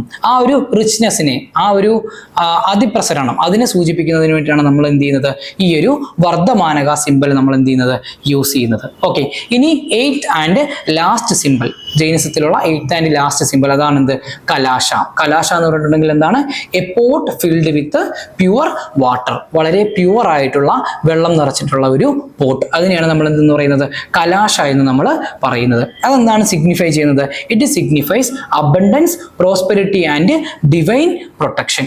അതായത് വളരെ ഡിവൈൻ ആയിട്ടുള്ള പ്രൊട്ടക്ഷൻ ലഭിച്ചിട്ടുള്ള, അതുപോലെ തന്നെ വളരെ പ്രോസ്പെറസ് ആയിട്ടുള്ള, വളരെ അബണ്ടന്റ് ആയിട്ടുള്ള ഒരു വ്യക്തി, അല്ലെങ്കിൽ എന്താണ്? ഒരു സമൂഹം, ഒരു സൊസൈറ്റി. ഇതിനെയൊക്കെ നമ്മൾ സിംബലൈസ് ചെയ്യുകയാണ്. അല്ലെങ്കിൽ ഈ ഒരു കലാശമുദ്ര, അല്ലെങ്കിൽ ഈ ഒരു pot filled with pure water, ഇത് കാണിക്കുന്ന എന്തിനെയാണ്? നമ്മുടെ അബണ്ടൻസിനെയും അതായത് നമ്മുടെ ക്ഷേമത്തെയും നമ്മുടെ പ്രോസ്പെരിറ്റിനെയും അതുപോലെ തന്നെ നമ്മുടെ ഡിവൈൻ പ്രൊട്ടക്ഷനെയുമാണ്. ഓക്കെ, ഇനി അടുത്ത എന്താണ്? ജൈനിസത്തിൽ പറയുന്ന 5 ടൈപ്സ് ഓഫ് നോളജ് ഉണ്ട്. അതായത് ജൈനിസത്തിൽ നമ്മൾ ഈ ഒരു കൺസെപ്ച്വലി നമ്മൾ പറയുന്ന കാര്യങ്ങൾ നമ്മൾ ഡിസ്കസ് ചെയ്യുന്ന 5 തരത്തിലുള്ള അറിവുകൾ, 5 തരത്തിൽ നമുക്ക് എന്ത് ചെയ്യും? നോളജ് കിട്ടും. നമ്മൾ ആദ്യം പറഞ്ഞ റൈറ്റ് നോളജ് ഇല്ലേ, ആ റൈറ്റ് നോളജ് നമുക്ക് കിട്ടുന്നത് 5 തരത്തിലാണ്. അങ്ങനെയുള്ള 5 ടൈപ്സ് ഓഫ് നോളജ്. ആ നോളജ് ഏതൊക്കെയാണ്? നമുക്കത് എങ്ങനെയാണ് ലഭിക്കുന്നത്? Okay, according to Jainism, knowledge is the quality of the soul. അതായത് നമ്മുടെ ആത്മാവിന്റെ ക്വാളിറ്റി എത്രത്തോളമാണ്, അതാണ് നമ്മുടെ നോളജ് എന്ന് പറയുന്നത്. Okay, understanding and acquiring knowledge are attained through pramanas. പ്രമാണങ്ങളെ നമ്മൾ എന്താണ്? എത്രത്തോളം മനസ്സിലാക്കിയിട്ടുണ്ട്, അല്ലെങ്കിൽ പ്രമാണങ്ങളെ നമ്മൾ എത്രത്തോളം അറ്റൈൻ ചെയ്തിട്ടുണ്ട്, അതിനനുസരിച്ചിട്ടാണ് നമുക്ക് എന്ത് ചെയ്യുന്നത്? ഈ ഒരു റൈറ്റ് നോളജ് നമുക്ക് ലഭിക്കുന്നത്. ഈ പ്രമാണങ്ങൾ എന്താന്ന് വെച്ചിട്ടുണ്ടെങ്കിൽ പ്രത്യക്ഷ, അനുമാന ആൻഡ് ശബ്ദ. പ്രത്യക്ഷ എന്ന് പറഞ്ഞിട്ടുണ്ടെങ്കിൽ എന്താണ്? പെർസെപ്ഷൻസ്, നമ്മുടെ അവബോധങ്ങൾ. അതുപോലെ തന്നെ അനുമാന എന്ന് പറഞ്ഞിട്ടുണ്ടെങ്കിൽ ഇൻഫറൻസസ്, നമ്മുടെ അനുമാനങ്ങൾ. അതുപോലെ തന്നെ ശബ്ദ എന്ന് പറഞ്ഞിട്ടുണ്ടെങ്കിൽ നമ്മുടെ ടെസ്റ്റിമോണീസ്, അതായത് ദിവ്യ ഗ്രന്ഥങ്ങളിൽ നിന്നും ദിവ്യ വാചകങ്ങളിൽ നിന്നും നമ്മൾ എത്രത്തോളം മനസ്സിലാക്കിയിട്ടുണ്ട്, നമ്മൾ എത്ര കാര്യങ്ങൾ നമ്മൾ എടുത്തിട്ടുണ്ട്, ഇതിനെയാണ് നമ്മൾ എന്ന് പറയുന്നത് ശബ്ദ എന്ന് പറയുന്നത്. ഇത് മൂന്നും ഒരുമിച്ച് കൂടുമ്പോൾ എന്തായിട്ട് മാറും? പ്രമാണ ആയിട്ട് അല്ലെങ്കിൽ പ്രമാണങ്ങളായിട്ട് മാറും. ഈ പ്രമാണങ്ങളെ നമ്മൾ എത്രത്തോളം മനസ്സിലാക്കിയിട്ടുണ്ട്, ഈ പ്രമാണങ്ങളെ നമ്മൾ എത്രത്തോളം അറ്റൈൻ ചെയ്തിട്ടുണ്ട്, ഇതിനെ ബേസ് ചെയ്തിട്ടാണ് എന്ത് പറയുന്നത്? നമ്മുടെ അറിവിന്റെ ലെവലിനെ പറയുന്നത്, നമ്മുടെ നോളജിന്റെ ലെവലിനെ പറയുന്നത്. ഓക്കെ, അപ്പം ഈ പ്രമാണങ്ങളിലൂടെയും അതുപോലെ തന്നെ പോയിന്റ്സ് ഓഫ് വ്യൂ, നമ്മുടെ നയങ്ങൾ, അതിലൂടെയുമാണ് നമുക്ക് എന്ത് കിട്ടുന്നത്? നമുക്ക് ഏറ്റവും പെർസിസ്റ്റന്റ് ആയിട്ടുള്ള അതുപോലെ തന്നെ ഏറ്റവും പ്യുവർ ആയിട്ടുള്ള നോളജ് നമുക്ക് ലഭിക്കുന്നത്. ഓക്കെ, അപ്പം ഇങ്ങനെയുള്ള ഈ നോളജിനെ നമ്മൾ 5 ആയിട്ട് പറയാറുണ്ട്. 5 ടൈപ്സ് ഓഫ് നോളജിൽ ആദ്യമായിട്ട് നമ്മൾ ഡിസ്കസ് ചെയ്യാനുള്ളതാണ് എന്ത്? മതിജ്ഞാന. മതിജ്ഞാന എന്ന് പറഞ്ഞിട്ടുണ്ടെങ്കിൽ perception through the activity of sense organs including the mind. നമ്മുടെ സെൻസ് ഓർഗൻസിലൂടെ നമുക്ക് ഉണ്ടാക്കിയെടുക്കുന്ന എന്താണ്? പെർസെപ്ഷൻസ്, നമുക്ക് ലഭിക്കുന്ന പെർസെപ്ഷൻസ്, നമ്മുടെ മൈൻഡും എന്ത് ചെയ്യും? അതിൽ ഉൾപ്പെടും. അതിലൂടെ നമുക്ക് ലഭിക്കുന്ന അറിവിനെയാണ് നമ്മൾ എന്തെന്ന് പറയുന്നത്? മതിജ്ഞാന എന്ന് നമ്മൾ പറയുന്നത്. ഓക്കെ, ഇനി രണ്ടാമത്തെയാണ് എന്ത്? ശ്രുത ജ്ഞാന. Knowledge revealed by the scriptures, അതായത് വിശുദ്ധ ഗ്രന്ഥങ്ങളിൽ റിവീൽ ചെയ്തേക്കുന്ന അറിവുകൾ. അത് നമ്മൾ എന്ത് ചെയ്യുന്നു? വായിക്കുന്നു, നമ്മൾ അതിനെക്കുറിച്ച് പഠിക്കുന്നു, നമ്മൾ അതിനെ അനലൈസ് ചെയ്യുന്നു, നമ്മൾ അതിനെ മനസ്സിലാക്കുന്നു. അങ്ങനെയുള്ള അറിവിനെയാണ് നമ്മൾ എന്തെന്ന് പറയുന്നത്? ശ്രുത ജ്ഞാന എന്ന് നമ്മൾ പറയുന്നത്. ഓക്കെ, ഇനി മൂന്നാമത്തെയാണ് എന്ത്? അവധി ജ്ഞാന. അവധി ജ്ഞാന എന്ന് പറഞ്ഞിട്ടുണ്ടെങ്കിൽ ക്ലിയർ വോയന്റ് പെർസെപ്ഷൻസ്, അതായത് നമ്മുടെ അറിവിനും അപ്പുറമുള്ള കാര്യങ്ങളെ കുറിച്ച് നമ്മൾ എന്ത് ചെയ്യുന്നു? നമ്മൾ മനസ്സിലാക്കുന്നു. അതായത് വളരെ സോഫിസ്റ്റിക്കേറ്റഡ് ആയിട്ടുള്ള അല്ലെങ്കിൽ വളരെ കോംപ്ലക്സ് ആയിട്ടുള്ള കാര്യങ്ങളെ കുറിച്ച് നമ്മൾ എന്ത് ചെയ്യുന്നു? നമ്മൾ മനസ്സിലാക്കുന്നു. നമ്മുടെ ഈ ഒരു സെൻസ് ഓർഗൻസിന് നമുക്ക് മനസ്സിലാക്കാൻ സാധിക്കുന്നതിനും അപ്പുറമായിട്ടുള്ള കുറച്ച് കാര്യങ്ങളുണ്ട്. ആ ഒരു കാര്യങ്ങളെ കുറിച്ച് നമ്മൾ എന്ത് ചെയ്യുന്നു? നമ്മൾ അറിവ് സമ്പാദിക്കുന്നു, അല്ലെങ്കിൽ നമ്മൾ എന്ത് ചെയ്യുന്നു? അതിനെക്കുറിച്ച് മനസ്സിലാക്കുന്നു. അതിനെയാണ് നമ്മൾ എന്തെന്ന് പറയുന്നത്? അവധി ജ്ഞാന എന്ന് നമ്മൾ പറയുന്നത്. ഓക്കെ, അതായത് അതീന്ദ്രിയ ജ്ഞാനമുള്ള കാര്യങ്ങൾ, അതീന്ദ്രിയ ജ്ഞാനമുള്ള കാര്യങ്ങൾ, ഇതിനെയാണ് നമ്മൾ എന്തെന്ന് പറയുന്നത്? അവധി ജ്ഞാന എന്ന് നമ്മൾ പറയുന്നത്. ഓക്കെ, ഇനി നാലാമത്തെ ടൈപ്പ് ഓഫ് നോളജ് ആണ് എന്ത്? മനഃപ്രയാണ ജ്ഞാന. മനഃപ്രയാണ ജ്ഞാന, ടെലിപതിക് നോളജ്. ഇനി അടുത്തയാണ് എന്ത്? അഞ്ചാമത്തെ കൺസെപ്റ്റ് ആണ് എന്ത്? കേവല ജ്ഞാന. കേവല ജ്ഞാനയാണ് നമ്മുടെ ഈ നോളജിന്റെ തന്നെ ഏറ്റവും ഔട്ട്മോസ്റ്റ് അല്ലെങ്കിൽ ഏറ്റവും പീക്കായിട്ട് നമ്മൾ പറയുന്നത്.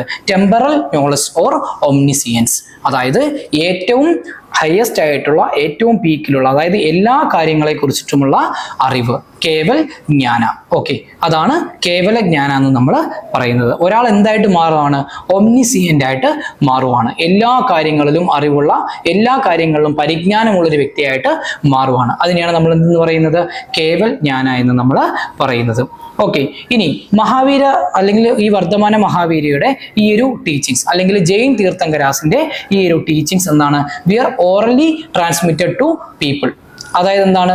വാമൊഴി വഴിയാണ് എന്ത് ചെയ്തുകൊണ്ടിരുന്നത്? ആളുകളിലേക്ക് ട്രാൻസ്മിറ്റ് ചെയ്തുകൊണ്ടിരുന്നത്. ഓക്കെ, ഹിസ് ഡിസിപ്പിൾസ്, അതായത് ഈ വർദ്ധമാന മഹാവീരയുടെ ഡിസിപ്പിൾസ് ഉണ്ട്, അവരെ നമ്മൾ വിളിക്കുന്ന പേരാണ് എന്ത്? ഗണധാരാസ്. ഈ ഗണധാരാസ് എന്ത് ചെയ്തു? Wrote them down in the text form of 14 Purvas and 12 Angas. 14 പൂർവങ്ങളായിട്ടും 12 അംഗങ്ങളായിട്ടും ഇവരെന്ത് ചെയ്തു? ഇതിനെ കമ്പൈൽ ചെയ്തു. അതായത് വർദ്ധമാന മഹാവീരയുടെ ടീച്ചിങ്സിനെ, വർദ്ധമാന മഹാവീരയുടെ ഡിസിപ്പിൾസ് ആയിട്ടുള്ള, നമ്മൾ ഡിസിപ്പിൾസിനെ എന്താണ് വിളിക്കുന്നത്? ഗണധാരാസ്. ഈ ഗണധാരാസ് എന്ത് ചെയ്തു? 14 പൂർവങ്ങളായിട്ടും 12 അംഗങ്ങളായിട്ടും എന്ത് ചെയ്തു? ഇവര് ഈ ഒരു വർദ്ധമാന മഹാവീരയുടെ ടീച്ചിങ്സിനെ കമ്പൈൽ ചെയ്തു. ഓക്കെ, ഇനി യമങ് 12 അംഗാസ്, ഈ 12 അംഗാസിലും ഏറ്റവും പ്രധാനപ്പെട്ട 2 അംഗങ്ങളുണ്ട്. ഏതൊക്കെയാണ്? അജരംഗ സുത്ത. ഈ Acharanga Sutta deals with the code of conduct which a Jain monk must follow. അതായത് ഒരു ജെയിൻ മോങ്ക് എന്തൊക്കെ കോഡ് ഓഫ് കണ്ടക്ട് ആണ് ഫോളോ ചെയ്യേണ്ടത് അതിനെക്കുറിച്ച് പറയുന്ന അംഗയാണ് ഇത്? അജരംഗ സുത്ത. ഓക്കെ, ഇനി രണ്ടാമത്തെയാണ് എന്ത്? Bhagavathi സുത്ത. It എക്സ്പോൺസ് the Jaina doctrines കോംപ്രഹെൻസീവ്ലി. അതായത് ജൈന ഡോക്ട്രൈൻസ് എന്തൊക്കെയാണ്? വർദ്ധമാന മഹാവീര നമ്മളെ പഠിപ്പിച്ച കാര്യങ്ങൾ എന്തൊക്കെയാണ്? ജിന നമുക്ക് പറഞ്ഞു തന്ന ഏറ്റവും മഹത്തായ അല്ലെങ്കിൽ നമുക്ക് ഏറ്റവും ഉപകാരപ്പെടുന്ന രീതിക്കുള്ള അല്ലെങ്കിൽ ഈ ജൈനിസത്തിന്റെ കോർ പ്രിൻസിപ്പിൾ ആയിട്ടുള്ള കാര്യങ്ങൾ എന്തൊക്കെയാണ്? ഓക്കെ, അങ്ങനെയുള്ള ഡോക്ട്രൈൻസിന് മുഴുവൻ കോംപ്രഹെൻസീവ്ലി ഡിസ്ക്രൈബ് ചെയ്തേക്കുന്ന ഒരു അംഗയാണ് ഇത് ഭഗവതി സുത്ത. ഓക്കെ, അപ്പം ഈ ഭഗവതി സുത്തയും അജരംഗ സുത്തയും ഇത് രണ്ടുമാണ് നമ്മൾ എന്ത് പറയുന്നത് ഈ 12 അംഗാസിലും ഏറ്റവും ഇമ്പോർട്ടൻ്റ് ആയിട്ടുള്ള അല്ലെങ്കിൽ ഏറ്റവും പ്രധാനപ്പെട്ട അംഗാസ് ആയിട്ട് നമ്മൾ പറയുന്നത്. ഇനി അടുത്ത് നമ്മൾ ഡിസ്കസ് ചെയ്യാൻ പോകുന്നതാണ് ജൈനിസത്തിനെ സംബന്ധിച്ചിടത്തോളം ഏറ്റവും പ്രധാനപ്പെട്ട ഒരു കൺസെപ്റ്റ് ആയിട്ട് നമ്മൾ പറയുന്നത്. ഓക്കെ, ജെയിൻ തീർത്ഥങ്കരാസിനെ കുറിച്ചിട്ടാണ് നമ്മൾ പറയാൻ പോകുന്നത്. അപ്പം ഈ തീർത്ഥങ്കരാസ് എന്ന് പറഞ്ഞിട്ടുണ്ടെങ്കിൽ ഈ ജൈനിസത്തിന്റെ ടോർച്ച് ബിയറേഴ്സ് അല്ലെങ്കിൽ ജൈനിസത്തിന്റെ ലൈറ്റ് ബിയറേഴ്സ് ആയിരുന്നു ആര്? ഈ ഒരു തീർത്ഥങ്കരാസ് എന്ന് പറയുന്നത്. അപ്പം ജൈനിസത്തിന്റെ കൺസെപ്റ്റ് നമ്മൾ എടുത്ത് നോക്കുവാണെങ്കിൽ അല്ലെങ്കിൽ ജൈനിസം എടുത്ത് നോക്കുവാണെങ്കിൽ നമുക്ക് 24 അല്ലെങ്കിൽ 24 തീർത്ഥങ്കരാസ് ആണ് നമുക്ക് ഉള്ളത്. ഓക്കെ, ഇതില് ഏറ്റവും ഫസ്റ്റത്തെ തീർത്ഥങ്കരയാണ് ആര്? ഋഷഭനാഥ് അല്ലെങ്കിൽ നമ്മൾ ഋഷഭ എന്ന് പറയുന്ന ഋഷഭനാഥ്. ഓക്കെ, 24th തീർത്ഥങ്കരയാണ് ആര്? നമ്മുടെ വർദ്ധമാന മഹാവീര. ഓക്കെ, ഇനി ഈ ഋഗ്വേദത്തിൽ എന്ത് ചെയ്തിട്ടുണ്ട്? 2 ഈ ജൈൻ തീർത്ഥങ്കരാസിനെ കുറിച്ച് പറഞ്ഞിട്ടുണ്ട്. ആ 2 ജൈൻ തീർത്ഥങ്കരാസ് ആണ് ആരൊക്കെ? ഋഷഭ ആൻഡ് അരിഷ്ടനേമി. മറക്കാതെ പഠിച്ചു വെച്ചിരിക്കുക. ഋഗ്വേദത്തില് പേര് പരാമർശിച്ചിട്ടുള്ള 2 ജൈൻ തീർത്ഥങ്കരാസ് ഉണ്ട്. ആരൊക്കെയാണ്? ഋഷഭ ആൻഡ് അരിഷ്ടനേമി. ഓക്കെ, ഇനിയിപ്പം നിങ്ങൾ 24 തീർത്ഥങ്കരാസിനെ ഒന്നും പഠിച്ചു വെക്കേണ്ട ആവശ്യമില്ല. നമുക്ക് ഒരിക്കലും എന്ത് ചെയ്തില്ല 24 പേരുടെ പേരൊന്നും നമുക്ക് ഓർത്തിരിക്കാൻ സാധിക്കില്ല, അവരുടെ സിമ്പിൾസ് നമുക്ക് ഓർത്തിരിക്കാൻ സാധിക്കില്ല. പിന്നെ നിങ്ങൾക്ക് ജസ്റ്റ് ഈ തീർത്ഥങ്കരാസിന്റെ കാര്യം ഒന്ന് മനസ്സിലാവുന്നതിന് വേണ്ടിയിട്ടാണ് ഞാൻ എന്ത് ചെയ്തേക്കുന്നത് ഈ ഒരു ടാബുലാർ ഫോമിൽ ഞാൻ ഈ 24 തീർത്ഥങ്കരാസിനെ ഇതിനകത്ത് ഉൾപ്പെടുത്തിയേക്കുന്നത്. നിങ്ങൾക്ക് എന്ത് ചെയ്യാം, നോട്ട് വായിച്ച് നിങ്ങൾക്കത് പഠിക്കാം. ഓക്കെ, അതുപോലെ തന്നെ നിങ്ങൾക്ക് എന്ത് ചെയ്യാം, ഇത് ജസ്റ്റ് റെഫറൻസിന് വേണ്ടിയിട്ട് എടുക്കുക. ഇതിൽ നമുക്ക് പ്രധാനമായിട്ടും കുറച്ച് പേരെ നമുക്ക് പഠിക്കാനുണ്ട്. അവരെ നമുക്ക് എന്ത് ചെയ്യാം, ആ ഒരു തീർത്ഥങ്കരാസിന് നമുക്ക് ഓരോരുത്തരായിട്ട് നമുക്ക് എടുത്ത് എന്ത് ചെയ്യാം, പഠിക്കാം. ഓക്കെ, അപ്പം ആദ്യത്തെ തീർത്ഥങ്കര എന്ന് പറയുന്ന ആരാണ്? ഋഷഭനാഥാണ് അല്ലെങ്കിൽ ഋഷഭയാണ്. ഇദ്ദേഹത്തിന്റെ സിമ്പിൾ എന്തായിരുന്നു? ബുള്ളായിരുന്നു ഇദ്ദേഹത്തിന്റെ സിമ്പിൾ. ഓക്കെ, ഇനി പ്രധാനമായിട്ട് നമ്മൾ നേരത്തെ പറഞ്ഞിരുന്നു ഋഗ്വേദത്തിൽ പേര് പരാമർശിച്ചേക്കുന്ന 2 വ്യക്തികളുണ്ട്. ഒന്നാരാണ്? ഋഷഭയും. രണ്ടാമത്തെ ആളാരായിരുന്നു? അരിഷ്ടനേമി. അരിഷ്ടനേമിയും 22ാമത്തെ തീർത്ഥങ്കരയാണ്. ഓക്കെ, ഇദ്ദേഹത്തിന്റെ സിമ്പിൾ എന്തായിരുന്നു? കൊഞ്ച് ഷെല്ലായിരുന്നു ഇദ്ദേഹത്തിന്റെ സിമ്പിൾ ആയിട്ട് പറയപ്പെടുന്നത്. ഓക്കെ, ഇനി 23ാമത്തെ ജൈൻ തീർത്ഥങ്കരയാണ് ആര്? പാർശ്വനാഥ്. ഈ പാർശ്വനാഥാണ് ആക്ച്വലി എന്ത് ചെയ്യുന്നത്? നമ്മൾ നേരത്തെ പഠിച്ച മഹാവ്രതാസിൽ ഏറ്റവും പ്രധാനപ്പെട്ട 4 മഹാവ്രതാസ് സെറ്റ് ചെയ്യുന്നത്. ഇദ്ദേഹമാണ് ആ 4 മഹാവ്രതാസ് എന്ത് ചെയ്യുന്നത്? പ്രൊപ്പോണ്ട് ചെയ്യുന്നത്. അതിലേക്കാണ് വർദ്ധമാന മഹാവീര എന്ത് ചെയ്യുന്നത്? ബ്രഹ്മചര്യ എന്നുള്ള കൺസെപ്റ്റ് ഉൾപ്പെടുത്തുന്നത്. ഓക്കെ, അപ്പം 23ാമത്തെ ജൈൻ തീർത്ഥങ്കരയാണ് ആര്? പാർശ്വനാഥ്. അദ്ദേഹത്തിന്റെ സിമ്പിൾ ആയിരുന്നു സെർപ്പന്റ്. സെർപ്പന്റ് എന്താണ്? സ്നേക്ക്, പാമ്പാണെന്ത് അദ്ദേഹത്തിന്റെ സിമ്പിൾ ആയിട്ട് പറയപ്പെടുന്നത്. അതുപോലെ തന്നെ 24ാമത്തെ തീർത്ഥങ്കരയാണ് ആര്? വർദ്ധമാന മഹാവീര. ജൈൻ തീർത്ഥങ്കരാസിലെ ഏറ്റവും പ്രധാനിയായിട്ടുള്ള ജൈനിസത്തിലെ ഏറ്റവും പ്രധാനപ്പെട്ട തീർത്ഥങ്കരയായിട്ടുള്ള വർദ്ധമാന മഹാവീര. അദ്ദേഹം എത്രാമത്തെ തീർത്ഥങ്കരയാണ്? 24ാമത്തെ ജൈൻ തീർത്ഥങ്കരയാണ്. അദ്ദേഹത്തിന്റെ സിമ്പിൾ എന്താണ്? ലയൺ, സിംഹമാണ് അദ്ദേഹത്തിന്റെ സിമ്പിൾ. ഓക്കെ, ഇനിയിപ്പം ഫസ്റ്റ് തീർത്ഥങ്കര എന്ന നിലയ്ക്ക് നമ്മൾ എന്ത് ചെയ്യണം? ഋഷഭയെ കുറിച്ച് നമ്മൾ കുറച്ച് കാര്യങ്ങൾ മനസ്സിലാക്കിയിരിക്കണം. നമ്മൾ നേരത്തെ പറഞ്ഞു അദ്ദേഹത്തിന്റെ സിമ്പിൾ എന്തായിരുന്നു? ബുള്ളായിരുന്നു അദ്ദേഹത്തിന്റെ സിമ്പിൾ. അദ്ദേഹത്തിന്റെ ജനന സ്ഥലം ഏതാണ്? അയോധ്യ. ഇദ്ദേഹത്തിന് മോക്ഷം കിട്ടിയ സ്ഥലം അല്ലെങ്കിൽ ഇദ്ദേഹത്തിന് നിർവ്വാണം അടഞ്ഞ സ്ഥലം എന്ന് പറയുന്ന ഏതാണ്? മൗണ്ട് കൈലാഷാണ്. ഓക്കെ, ഇനി ഇദ്ദേഹത്തിന്റെ സ്പൗസിന്റെ നെയിം എന്താണ്? സുനന്ദ ആൻഡ് സുമംഗല. 2 സ്പൗസസ് ഉണ്ടായിരുന്നു. ഒരാളുടെ പേരെന്താണ്? സുനന്ദ, മറ്റേയാളുടെ പേരെന്താണ്? സുമംഗല. ഓക്കെ, ഇനി പേരൻസിനെ കുറിച്ച് പറയുവാണെങ്കിൽ പേരൻസിന്റെ പേര് എന്തൊക്കെയായിരുന്നു? ഫാദറിന്റെ നെയിം നബി, അതുപോലെ തന്നെ മദറിന്റെ പേരെന്താണ്? മാരുദേവി.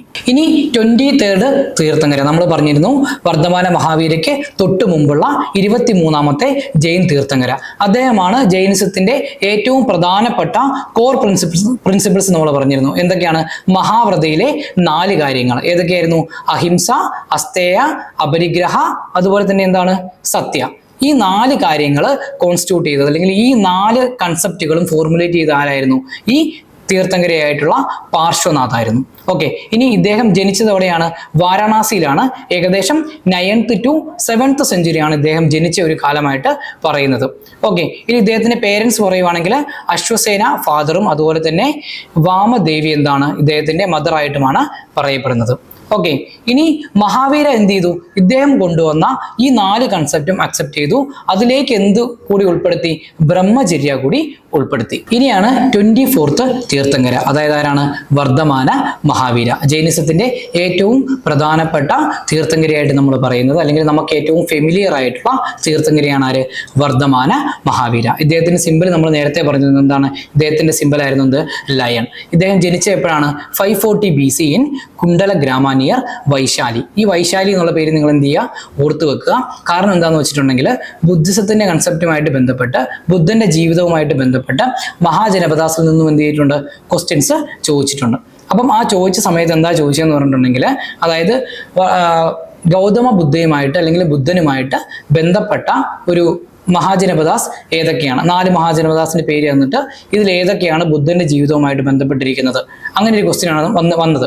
നമ്മൾ ബുദ്ധിസം ഡിസ്കസ് ചെയ്യുമ്പോഴത്തേക്കും നമ്മൾ എന്ത് ചെയ്യും? ആ ഒരു ക്വസ്റ്റ്യൻ നമ്മൾ ഡിസ്കസ് ചെയ്യും. അപ്പം നിങ്ങൾക്ക് ആ കൺസെപ്റ്റ് കറക്റ്റ് ആയിട്ട് മനസ്സിലാകും. അപ്പം ബുദ്ധനെ കുറിച്ച് അങ്ങനെ ഒരു ചോദ്യം ചോദിച്ചത് കൊണ്ട് ജൈനനെ കുറിച്ച് അല്ലെങ്കിൽ വർദ്ധമാന മഹാവീരയെ കുറിച്ച് അങ്ങനെ ഒരു ചോദ്യം വരാനുള്ള സാധ്യത വളരെ കൂടുതലാണ്. അതുകൊണ്ട് നിങ്ങൾ എന്ത് ചെയ്യുക? വർദ്ധമാന മഹാവീരയുമായിട്ട് ബന്ധപ്പെട്ട മഹാജനപദാസ് ഏതെങ്കിലും ഉണ്ടെങ്കിൽ അതെന്ത് ചെയ്യണം? നിങ്ങൾ ഉറപ്പായിട്ടും എന്ത് ചെയ്യണം? അത് പഠിച്ചിരിക്കണം. അദ്ദേഹത്തിന്റെ ലൈഫുമായിട്ട് ബന്ധപ്പെട്ട മഹാജനപദാസ് ഏതൊക്കെയാണെന്നുള്ളത് എന്ത് ചെയ്യണം? നമ്മൾ പഠിച്ചിരിക്കണം. ഓക്കെ, ഇനി ഇദ്ദേഹം ജനിച്ചത് നമ്മൾ പറഞ്ഞു കുണ്ടൽ ഗ്രാമമാണ്. എവിടെയാണ്? വൈശാലിയിലുള്ള കുണ്ടൽ ഗ്രാമം. അതുപോലെ തന്നെ മരണപ്പെട്ട സ്ഥലം ഏതാണ്? പാവപുരി. ബീഹാറിലെ പാവപുരിയാണ് ഇദ്ദേഹം മരണപ്പെട്ട സ്ഥലം. ഈ മരണപ്പെട്ട സ്ഥലത്തിന് മരണപ്പെടുന്നതിന് നമ്മൾ എന്തെന്നും കൂടെ പറയാറുണ്ട്? നിർവ്വാണം അടയുക എന്ന് പറയാറുണ്ട്. ജൈനിസത്തിന്റെ കൺസെപ്റ്റിൽ മോക്ഷ കൺസെപ്റ്റ് ഉണ്ട്. മോക്ഷം അടയുന്നതിന് നമ്മൾ എന്തെന്ന് പറയും? അതിന് നമ്മൾ നിർവ്വാണ എന്ന് പറയാറുണ്ട്, അല്ലെങ്കിൽ കൈവല്യ എന്ന് നമ്മൾ പറയും. അതുപോലെ തന്നെ മരണപ്പെടുന്നതിന് നമ്മൾ എന്താണ് പറയുന്നത്? നിർവ്വാണ അല്ലെങ്കിൽ നിർവ്വാണം അടയുക എന്നാണ് നമ്മൾ പറയുന്നത് ജൈനിസത്തിന്റെ കൺസെപ്റ്റിൽ. ഓക്കെ, ഇനി ഇദ്ദേഹത്തിന്റെ സ്പൗസ് ആണ് ആര്? യശോദ. ഇനി വർദ്ധമാന മഹാവീരയുടെ പേരൻസിനെ കുറിച്ച് പറയുവാണെങ്കിൽ ഇദ്ദേഹത്തിന്റെ ഫാദറിന്റെ പേരായിരുന്നു എന്ത്? സിദ്ധാർത്ഥ. അദ്ദേഹം ജ്ഞാന്ദ്രിയ ക്ഷത്രിയ ക്ലാൻ ഉണ്ട്. ആ ഒരു സമയത്തെ പ്രധാനപ്പെട്ട ഒരു ക്ലാൻ ആയിരുന്നു. ആ ക്ലാനിന്റെ ഹെഡ് ആയിരുന്നു. അതുപോലെ ഇദ്ദേഹത്തിന്റെ മദർ എന്ന് പറയുന്നത് ത്രിശാലയാണ്.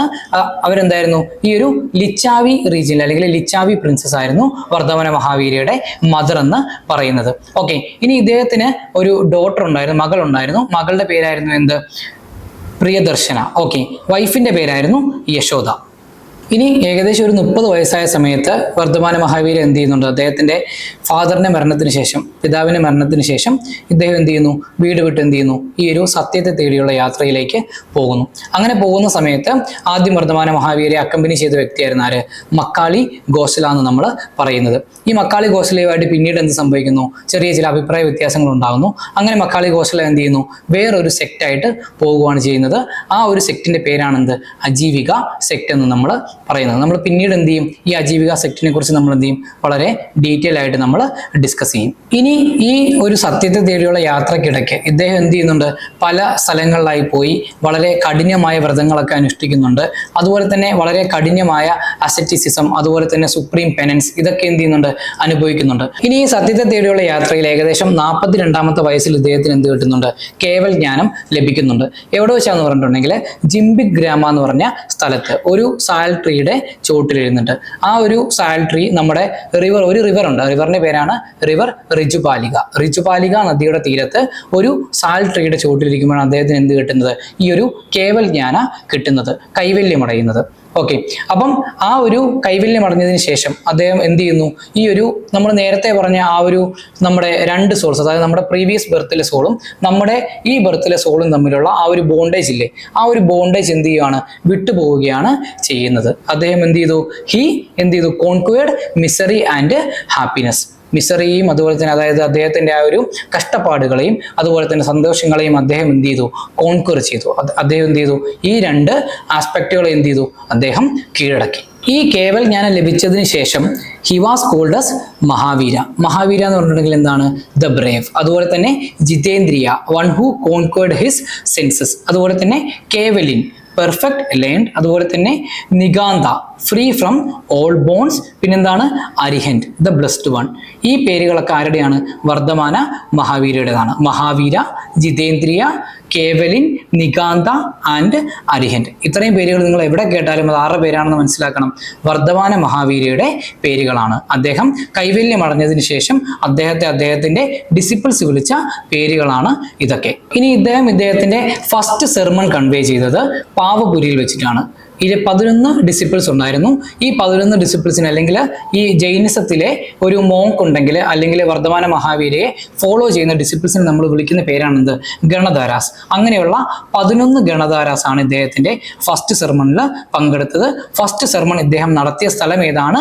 പാവയാണ്, പാവപുരി. ഇത്രയും സമയം നമ്മൾ ഡിസ്കസ് ചെയ്ത് എന്താണെന്ന് വെച്ചിട്ടുണ്ടെങ്കിൽ ജൈനിസത്തിന്റെ ഏറ്റവും പ്രധാനപ്പെട്ട ഡോക്ട്രൈൻസ്, ജൈനിസം പറയുന്ന ഫിലോസഫീസ്, ജൈനിസവുമായിട്ട് ബന്ധപ്പെട്ട് വരുന്ന ഫിലോസഫിക്കൽ ആയിട്ടുള്ള ആസ്പെക്റ്റുകൾ, അതുപോലെ ജൈനിസം നോളജ് എന്നുള്ള ഒരു കൺസെപ്റ്റിനെ എങ്ങനെയാണ് നോക്കിക്കാണുന്നത്, അതുപോലെ തന്നെ ജൈൻ തീർത്ഥങ്കരാസ്, ഇത്രയും കാര്യങ്ങളാണ് നമ്മൾ ഡിസ്കസ് ചെയ്തത്. ഇനി നമ്മൾ പോകാൻ പോകുന്ന എന്തിലേക്കാണ്? ജൈനിസത്തിന്റെ സെക്റ്റുകളിലേക്കാണ്. ജൈനിസം എന്ത് ചെയ്തിട്ടുണ്ട്? പിന്നീട് പല പല സെക്റ്റുകളായിട്ട് ഡിവൈഡ് ചെയ്തിട്ടുണ്ട്. ആ സെക്റ്റുകളിലേക്കാണ് നമ്മൾ എന്ത് ചെയ്യാൻ പോകുന്നത്? ഇനി നമ്മുടെ ഡിസ്കഷൻ നമ്മൾ കൊണ്ടുപോകാൻ പോകുന്നത്. ഓക്കെ, അപ്പം അതിനു മുമ്പായിട്ട് നമ്മൾ എന്ത് ചെയ്യുന്നു? ഈ പ്രീവിയസ് ഇയറിൽ UPSC ചോദിച്ചിട്ടുള്ള 2 ക്വസ്റ്റ്യൻസ് ആണ് നമ്മളിപ്പം ഡിസ്കസ് ചെയ്യാൻ പോകുന്നത്. ഓക്കെ, അതിൽ ഫസ്റ്റ് ക്വസ്റ്റ്യൻ 2017 ചോദിച്ച ക്വസ്റ്റ്യൻ ആണ്. ക്വസ്റ്റ്യൻ എന്താണെന്ന് വെച്ചിട്ടുണ്ടെങ്കിൽ, with reference to the religious history of India consider the following statements. ഒന്നാമത്തെ സ്റ്റേറ്റ്മെന്റ് ആണ്, Sautrantika and Sammitiya were the sects of Jainism. ഈ ഒരു സ്റ്റേറ്റ്മെന്റ് ആൻസർ ചെയ്യണമെങ്കിൽ നമുക്ക് എന്തറിഞ്ഞിരിക്കണം? ജൈനിസത്തിന്റെ സെക്റ്റുകൾ ഏതൊക്കെയാണെന്ന് നമ്മൾ മനസ്സിലാക്കിയിരിക്കണം.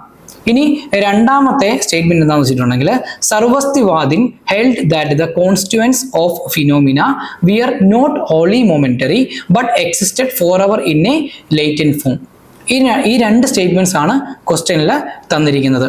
എന്നിട്ട് നമുക്ക് തന്നിരിക്കുന്ന ഓപ്ഷൻസ് എന്താണെന്ന് വെച്ചിട്ടുണ്ടെങ്കിൽ, which of the statements given above is or are correct. ഏതൊക്കെ സ്റ്റേറ്റ്മെന്റ്സ് ആണ് കറക്റ്റ് എന്നാണ് ചോദിച്ചിരിക്കുന്നത്.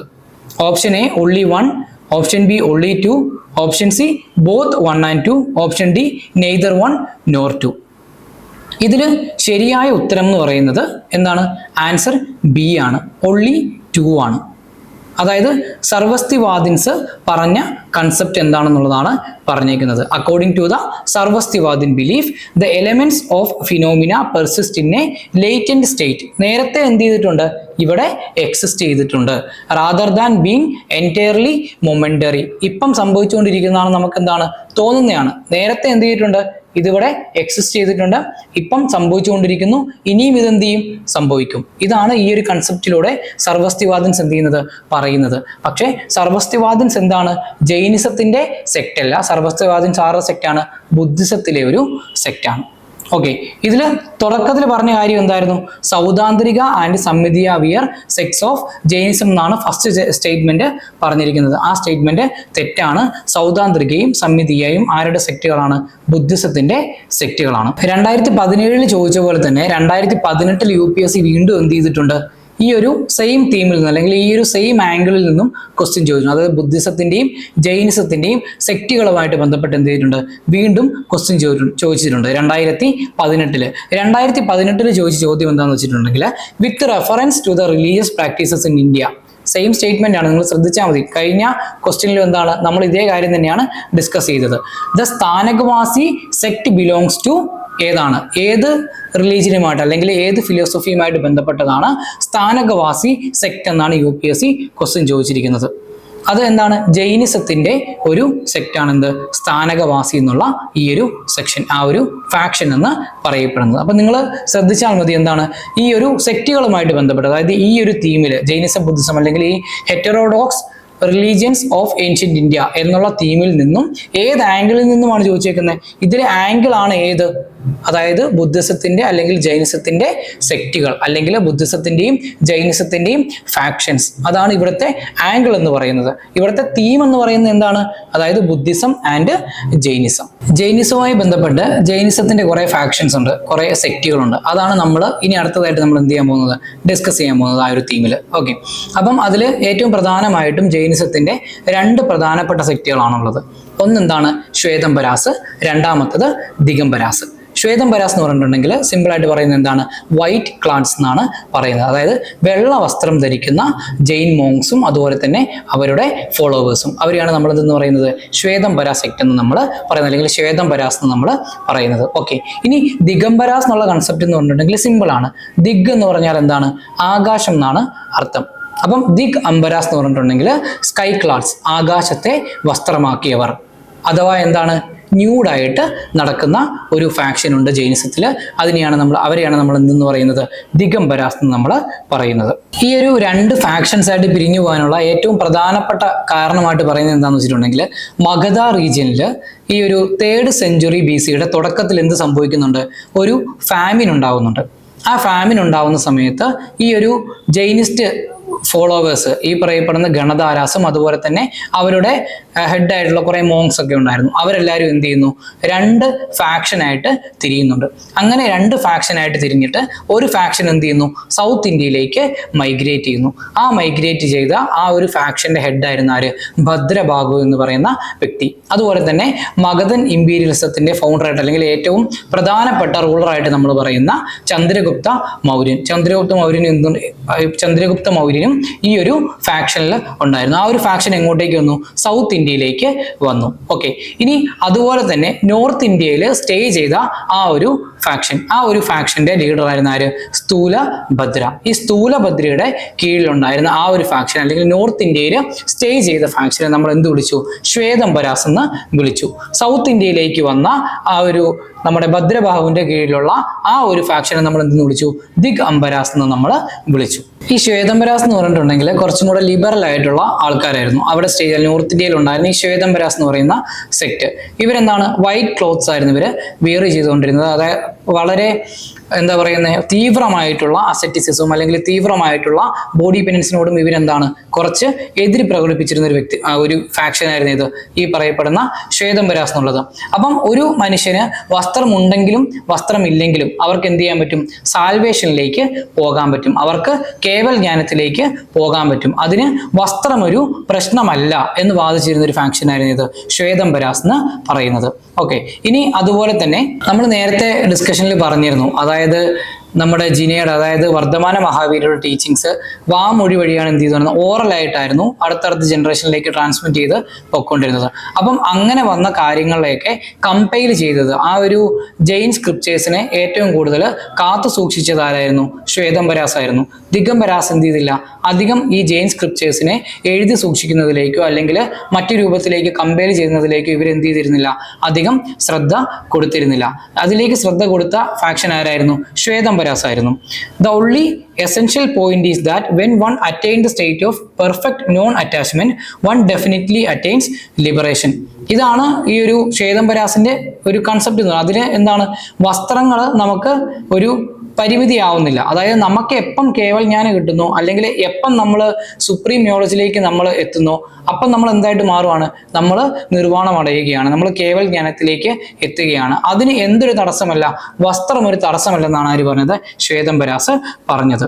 ഓക്കെ, ഇനി ഈ ശ്വേതംബരാസിന്റെ ഏറ്റവും പ്രധാനപ്പെട്ട ഹോളി ടെക്സ്റ്റുകളാണ് ഏതൊക്കെ, അഗമാസ്. ഈ അഗമാസ് 2 ഉണ്ട്. ഏതൊക്കെയാണ്, അങ്കാസും പിന്നെ അംഗബാഹ്യാസും. ഇത് രണ്ടുമാണ് ശ്വേതംബരാസിന്റെ പ്രധാനപ്പെട്ട ഈ ജെയിൻ റിലീജിയന്റെ ഏറ്റവും പ്രധാനപ്പെട്ട വിശിഷ്ട ഗ്രന്ഥങ്ങളായിട്ട് അല്ലെങ്കിൽ സ്ക്രിപ്റ്റേഴ്സ് ആയിട്ട് പറയുന്നത്. ഇനി ശ്വേതംബരാസിന്റെ മറ്റൊരു പ്രത്യേകത എന്ന് പറഞ്ഞിട്ടുണ്ടെങ്കിൽ ഇവരെന്ത് ചെയ്തിരുന്നു, also allow women to join monastic order on the assumption that they will achieve nirvana. ഇവരെന്ത് ചെയ്തിരുന്നു, വിമനെയും ഈ ഒരു മൊണാസ്റ്റിക് ഓർഡറിലേക്ക് ജോയിൻ ചെയ്യാനായിട്ട് ഇവർ സമ്മതിച്ചിരുന്നു. പക്ഷെ ദിഗംബരാസ് എന്ത് ചെയ്തിരുന്നില്ല, ഈ ഒരു വിമനെ മൊണാസ്റ്റിക് ഓർഡറിലേക്ക് ജോയിൻ ചെയ്യാനായിട്ട് സമ്മതിച്ചിരുന്നില്ല. ഇനി നമ്മൾ പറയാൻ പോകുന്നത് ശ്വേതംബരാസിന് കുറച്ച് സബ്സെക്റ്റുകൾ ഉണ്ടായിരുന്നു. പ്രധാനപ്പെട്ട 3 സബ്സെക്റ്റുകളാണ് ആർക്കുള്ളത്, ശ്വേതംബരാസിന് ഉള്ളത്. ഒന്നാമത്തെയാണ് ഏത്, സ്ഥാനകവാസി. നമ്മൾ നേരത്തെ ക്വസ്റ്റ്യനിൽ കണ്ടിരുന്നു, സ്ഥാനകവാസിയാണ് UPSC 2018 എന്ത് ചെയ്തേക്കുന്നത്, ക്വസ്റ്റ്യൻ ആയിട്ട് ചോദിച്ചിരുന്നത്. സ്ഥാനകവാസി ഏത് ഫിലോസഫിയുടെ അല്ലെങ്കിൽ ഏത് റിലീജിയന്റെ സെക്റ്റ് ആണെന്ന് പറഞ്ഞിട്ടായിരുന്നു എന്ത് ചെയ്തിരുന്നത്, ക്വസ്റ്റ്യൻ വന്നിരുന്നത്. ഓക്കെ, അപ്പം ജൈനിസത്തിലെ ശ്വേതംബരാസിന്റെ സബ്സെക്റ്റ് ആണ് ഇത് സ്ഥാനകവാസി എന്ന് പറയപ്പെടുന്നത്. They believe in praying to saints rather than to an idol in a temple. അതായത് ഒരു ടെമ്പിളിൽ ഒരു ഐഡോൾ അല്ലെങ്കിൽ ഒരു പ്രതിഷ്ഠ വെച്ച് പ്രാർത്ഥിക്കുന്നതിനേക്കാളും അവർ ആരോടാണ് പ്രാർത്ഥിച്ചുകൊണ്ടിരുന്നത്, അവര് ബിലീവ്ഡ് പ്രേയിങ് ടു സെയിൻസ്. അതായത് ജെയിൻ സെയിന്റുകൾ ഉണ്ടെങ്കിൽ, ജെയിൻ മോങ്സ് ഉണ്ടെങ്കിൽ, ജെയിൻ തീർത്ഥങ്കരാസ് അവരോട് പ്രേ ചെയ്യുന്നതിലാണ് എന്ത് ചെയ്യുന്നത്, ഇവര് വിശ്വസിച്ചിരുന്നത്. ഓക്കെ, അതുപോലെ തന്നെ ഈ പറയപ്പെടുന്ന ഈ സ്ഥാനകവാസി സെക്റ്റിലെ സെയിന്റുകൾ എന്ത് ചെയ്തിരുന്നു, അവര് ഒരു മുഹപ്പട്ടി മീൻസ് നമ്മുടെ ഇന്നത്തെ മാസ്ക് ഒക്കെ ഇല്ലേ, മാസ്ക് പോലെ തന്നെ നമ്മുടെ ഈ മൗത്തിന്റെ പോർഷൻ മാത്രം കവർ ചെയ്യുന്ന രീതിക്കുള്ള ഒരു തുണി, അതായത് ഈ പറയപ്പെടുന്ന സ്ഥാനകവാസി സെക്റ്റിൽപ്പെട്ട സെയിന്റുകളൊക്കെ എന്ത് ചെയ്തിരുന്നു, ഈ ഒരു ക്ലോത്ത് എന്ത് ചെയ്തിരുന്നു, അവര് യൂസ് ചെയ്തിരുന്നു. ഇങ്ങനെ വാ മറയ്ക്കുന്നതിന് അല്ലെങ്കിൽ മുഖം മറയ്ക്കുന്നതിന് വേണ്ടിയിട്ട് യൂസ് ചെയ്തിരുന്ന ആ ഒരു ക്ലോത്ത് അതെന്ത് ചെയ്യും, നമ്മുടെ മാസ്ക് പോലെ തന്നെ നമ്മുടെ ചെവിയുടെ പുറകിലേക്കൊക്കെ ഇങ്ങനെ വന്നിട്ട് കറക്റ്റായിട്ട് കവർ ചെയ്ത് നിൽക്കും. അപ്പം അതിനെ വിളിച്ചുകൊണ്ടിരുന്ന പേരാണെന്ത്, മുഖപ്പട്ടി. മുഖപ്പട്ടി എന്നാണ് ആ ഒരു ക്ലോത്തിന് പറയുന്നത്. ഓക്കെ, ഇനി രണ്ടാമത്തെ സബ്സെക്റ്റ് ആണ് ഇത് മൂർത്തി പൂജക. ഈ മൂർത്തി പൂജകാസിനെ ദേരാവാസീസ് എന്നും പറയാറുണ്ട്. ഈ മൂർത്തി പൂജകാസിനെ തന്നെയാണ് എന്തെന്ന് പറയുന്നത്, ദേരാവാസീസ് എന്നും പറയുന്നത്. Okay, they keep Tirthankara idols in their temples and worship them. ഇവരെന്ത് ചെയ്യുമായിരുന്നു, ഐഡോൾ വർഷിപ്പിനെ ബിലീവ് ചെയ്യുക അല്ലെങ്കിൽ ഐഡോൾ വർഷിപ്പിനെ തുടർച്ചിരുന്ന ഒരു ഫാക്ഷനാണ് ഇത് ഈ പറയപ്പെടുന്ന മൂർത്തി പൂജക സെക്ട് അല്ലെങ്കിൽ എന്താണ് ദേരാവാസി സെക്ട് എന്ന് പറയുന്നത്. ഓക്കെ, ഇവരുടെ സെയിൻസ് എന്ത് ചെയ്യില്ല, ആ ഒരു മുഖപ്പട്ടി ഇവരെന്ത് ചെയ്യില്ല, ധരിക്കില്ല. ഓക്കെ, ഇനി സ്ഥാനകവാസി കൺസെപ്റ്റിനോട് തന്നെ സിമിലർ ആയിട്ടുള്ള ഒരു കൺസെപ്റ്റ് ഉള്ള ഒരു ജെയിൻ സബ്സെക്ട് അല്ലെങ്കിൽ ശ്വേതംബരാസിലെ തന്നെ ഒരു സബ്സെക്ട് ആണ് ഇത് തേരാപന്തീസ്. തേരാപന്തീസ് എന്ത് ചെയ്യില്ല, ഐഡോൾ വർഷിപ്പിനെ സപ്പോർട്ട് ചെയ്യില്ല. പക്ഷെ അവരെന്ത് ചെയ്യും, pray to saints rather than praying to idols in the temples. Okay, ഇനി ഈ തേരാപന്തി സെയിൻസും എന്ത് ചെയ്യുമായിരുന്നു, ഈ പറയപ്പെടുന്ന മുഖപ്പട്ടി എന്ത് ചെയ്യുമായിരുന്നു, അവരും ധരിക്കുമായിരുന്നു. ഇനി അടുത്ത സബ്സെക്റ്റ് ആണ്, അതായത് ജൈനിസത്തിലെ അടുത്ത ഒരു പ്രധാനപ്പെട്ട സബ്ജക്ട്. നമ്മൾ ശ്വേതംബരാസുമനും ദിഗംബരാസുമനും. ഓക്കെ, അപ്പം അതിൽ ദിഗംബരാസിനെ കുറിച്ചിട്ടാണ് നമ്മൾ എന്ത് ചെയ്യാൻ പോകുന്നത്, അടുത്ത ഡിസ്കസ് ചെയ്യാൻ പോകുന്നത്. ദിഗംബരാസ് എന്ന് പറഞ്ഞിട്ടുണ്ടെങ്കിൽ എന്താണ്, നമ്മൾ നേരത്തെ പറഞ്ഞിരുന്നു ദിഗ് അംബരാസ് അല്ലെങ്കിൽ സ്കൈ ക്ലാഡ്സ്, അതായത് നേക്കഡ് ആയിട്ടുള്ള ആൾക്കാർ. ഇവരെന്താ പറയുന്നതെന്ന് വെച്ചിട്ടുണ്ടെങ്കിൽ that perfection cannot be reached by anyone who wears clothing. അതായത് വസ്ത്രം ധരിക്കുന്ന ആൾക്കാർക്ക് എന്ത് ചെയ്യാൻ സാധിക്കില്ല, അതായത് അൾട്ടിമേറ്റ് പെനൻസ് എന്നുള്ള അല്ലെങ്കിൽ അൾട്ടിമേറ്റ് അസെറ്റിസിസം എന്നുള്ള ആ ഒരു പെർഫെക്ഷനിലേക്ക് വരാനായിട്ട് സാധിക്കില്ല. Okay, they think that a man should abstain from food and possessions including clothing to become a saint. അതായത് നമ്മൾ എന്ത് ചെയ്യണം, ഭക്ഷണം ഒഴിവാക്കണം, നമ്മൾ നമ്മുടെ പൊസഷൻസ് ഒഴിവാക്കണം, നമ്മൾ നമ്മുടെ ക്ലോത്ത്സ് ഒക്കെ ഒഴിവാക്കണം. അങ്ങനെ ഒഴിവാക്കിയാൽ മാത്രമേ നമുക്ക് എന്തിലേക്ക് എത്താൻ സാധിക്കുകയുള്ളൂ, ഒരു സെയിൻനെസ്സിലേക്ക് അല്ലെങ്കിൽ ഒരു സെയിന്റ് ആയിട്ട് നമുക്ക് മാറാൻ സാധിക്കുകയുള്ളൂ. ഓക്കെ, ഇവര് എന്ത് ചെയ്തിരുന്നു, ഇവര് വിമണിനെ എന്ത് ചെയ്തിരുന്നില്ല, ഈ ഒരു മൊണാസ്റ്റിക് ഓർഡറിലേക്ക് ക്ഷണിച്ചിരുന്നില്ല. വിമണിനെ അവരെന്ത് ചെയ്തു, ഈ ഒരു മൊണാസ്റ്റിക് ഓർഡറിലേക്ക് വരുന്നതിൽ നിന്നും ഡിനേ ചെയ്തിരുന്നു, അവരെ എന്ത് ചെയ്തിരുന്നു, തടഞ്ഞിരുന്നു. ഓക്കെ, ഇനി Digambaras are adamant that there can be no salvation without nakedness. അതായത് നേക്കഡ്നെസ് ഇല്ലാതെ എന്തില്ല, സാൽവേഷൻ ഇല്ല, നമുക്ക് എന്ത് ചെയ്യാൻ സാധിക്കില്ല, കേവൽ ജ്ഞാനത്തിലേക്ക് എത്താൻ സാധിക്കത്തില്ല, അല്ലെങ്കിൽ നമുക്ക് കൈവല്യം അടയാൻ സാധിക്കുകയില്ല എന്നാണ് ആര് വാദിച്ചുകൊണ്ടിരുന്നത്, നമ്മുടെ ദിഗംബരാസ് വാദിച്ചുകൊണ്ടിരുന്നത്. Okay, the Digambaras believe that no canonical text exist now. അതായത് ഒറിജിനൽ ആയിട്ടുള്ള ജെയിൻ സ്ക്രിപ്റ്റേഴ്സ്, കാനോണിക്കൽ ടെക്സ്റ്റ് എന്ത് ചെയ്യുന്നില്ല, ഇപ്പോൾ എക്സിസ്റ്റ് ചെയ്യുന്നില്ല. ഇപ്പോൾ എക്സിസ്റ്റ് ചെയ്യുന്നില്ല എന്താണ്, പിന്നീട് പുതുതായി ക്രിയേറ്റ് ചെയ്യപ്പെട്ട ഏതോ ബുക്കുകളാണ് അല്ലെങ്കിൽ ഏതോ സ്ക്രിപ്റ്റേഴ്സ് ആണെന്നാണ് ആര് വിശ്വസിക്കുന്നത്, ദിഗംബരാസ് വിശ്വസിക്കുന്നത്. ഇനി ഈ ദിഗംബരാസിൽ തന്നെ കുറെ സബ്സെക്റ്റുകളുണ്ട്. അതായത് ഏറ്റവും പ്രധാനപ്പെട്ട 4 സബ്സെക്റ്റുകൾ ആർക്കുണ്ട്, ദിഗംബരാസിന് ഉണ്ട്. ഒന്നാമത്തെയാണ് ഇത് മൂലസംഘ്, രണ്ടാമത്തത് ബീഷപന്ത, മൂന്നാമത്തത് ദിഗംബർ തേരാപന്ത, പിന്നെ നാലാമത്തെ ഏതാണ്, താരാപന്ത. ഈ 4 സബ്സെക്റ്റുകളാണ് ആർക്കുള്ളത്, ദിഗംബരാസിന് ഉള്ളത്. ഓക്കെ, അപ്പം അതിൽ ഓരോ സബ്സെക്റ്റുകളെയും നമുക്ക് എന്ത് ചെയ്യാം, എടുത്ത് ഡിസ്കസ് ചെയ്യാം. ആദ്യത്തെ സബ്സെക്റ്റ് ആണ് ഇത് മൂലസംഘ്. ഈ മൂലസംഘ് എന്താണ്, അസോസിയേറ്റഡ് വിത്ത് ആചാര്യ കുന്ദകുന്ദ. അതായത് ആചാര്യ കുന്ദകുന്ദ എന്ന് പറഞ്ഞിട്ടുള്ള ഒരു പ്രധാനപ്പെട്ട ജെയിൻ സെയിന്റ് ഉണ്ട്. ആ ജെയിൻ സെയിന്റുമായിട്ട് ബന്ധപ്പെട്ട ദിഗംബരാസിന്റെ സബ്സെക്റ്റ് ആണ് ഇത് മൂലസംഘം എന്ന് നമ്മൾ പറയുന്നത്. ഓക്കെ, ഇതാണ് ഏറ്റവും ഓൾഡസ്റ്റ് ആയിട്ടുള്ള ദിഗംബരാസിന്റെ അല്ലെങ്കിൽ ജൈനിസത്തിന്റെ അല്ലെങ്കിൽ ദിഗംബരാസിന്റെ സബ്സെക്റ്റ് എന്ന് നമ്മൾ പറയുന്നത്.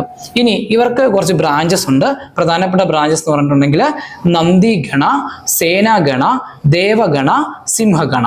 ഇങ്ങനെ 4 ഗണങ്ങളാണ് ആർക്കുള്ളത്, ഈ പറയപ്പെടുന്ന മൂലസംഘിനുള്ളത്. അതായത് ദിഗംബരാസിന്റെ സബ്സെക്റ്റ് ആയിട്ടുള്ള മൂലസംഘിന് അതിലും താഴെ എന്തുണ്ട്, വേറെയും 4 സബ്സെക്റ്റുകളുണ്ട്. അതാണ് ഏതൊക്കെ, നന്ദിഗണ, സേനാഗണ, ദേവഗണ, സിംഹഗണ.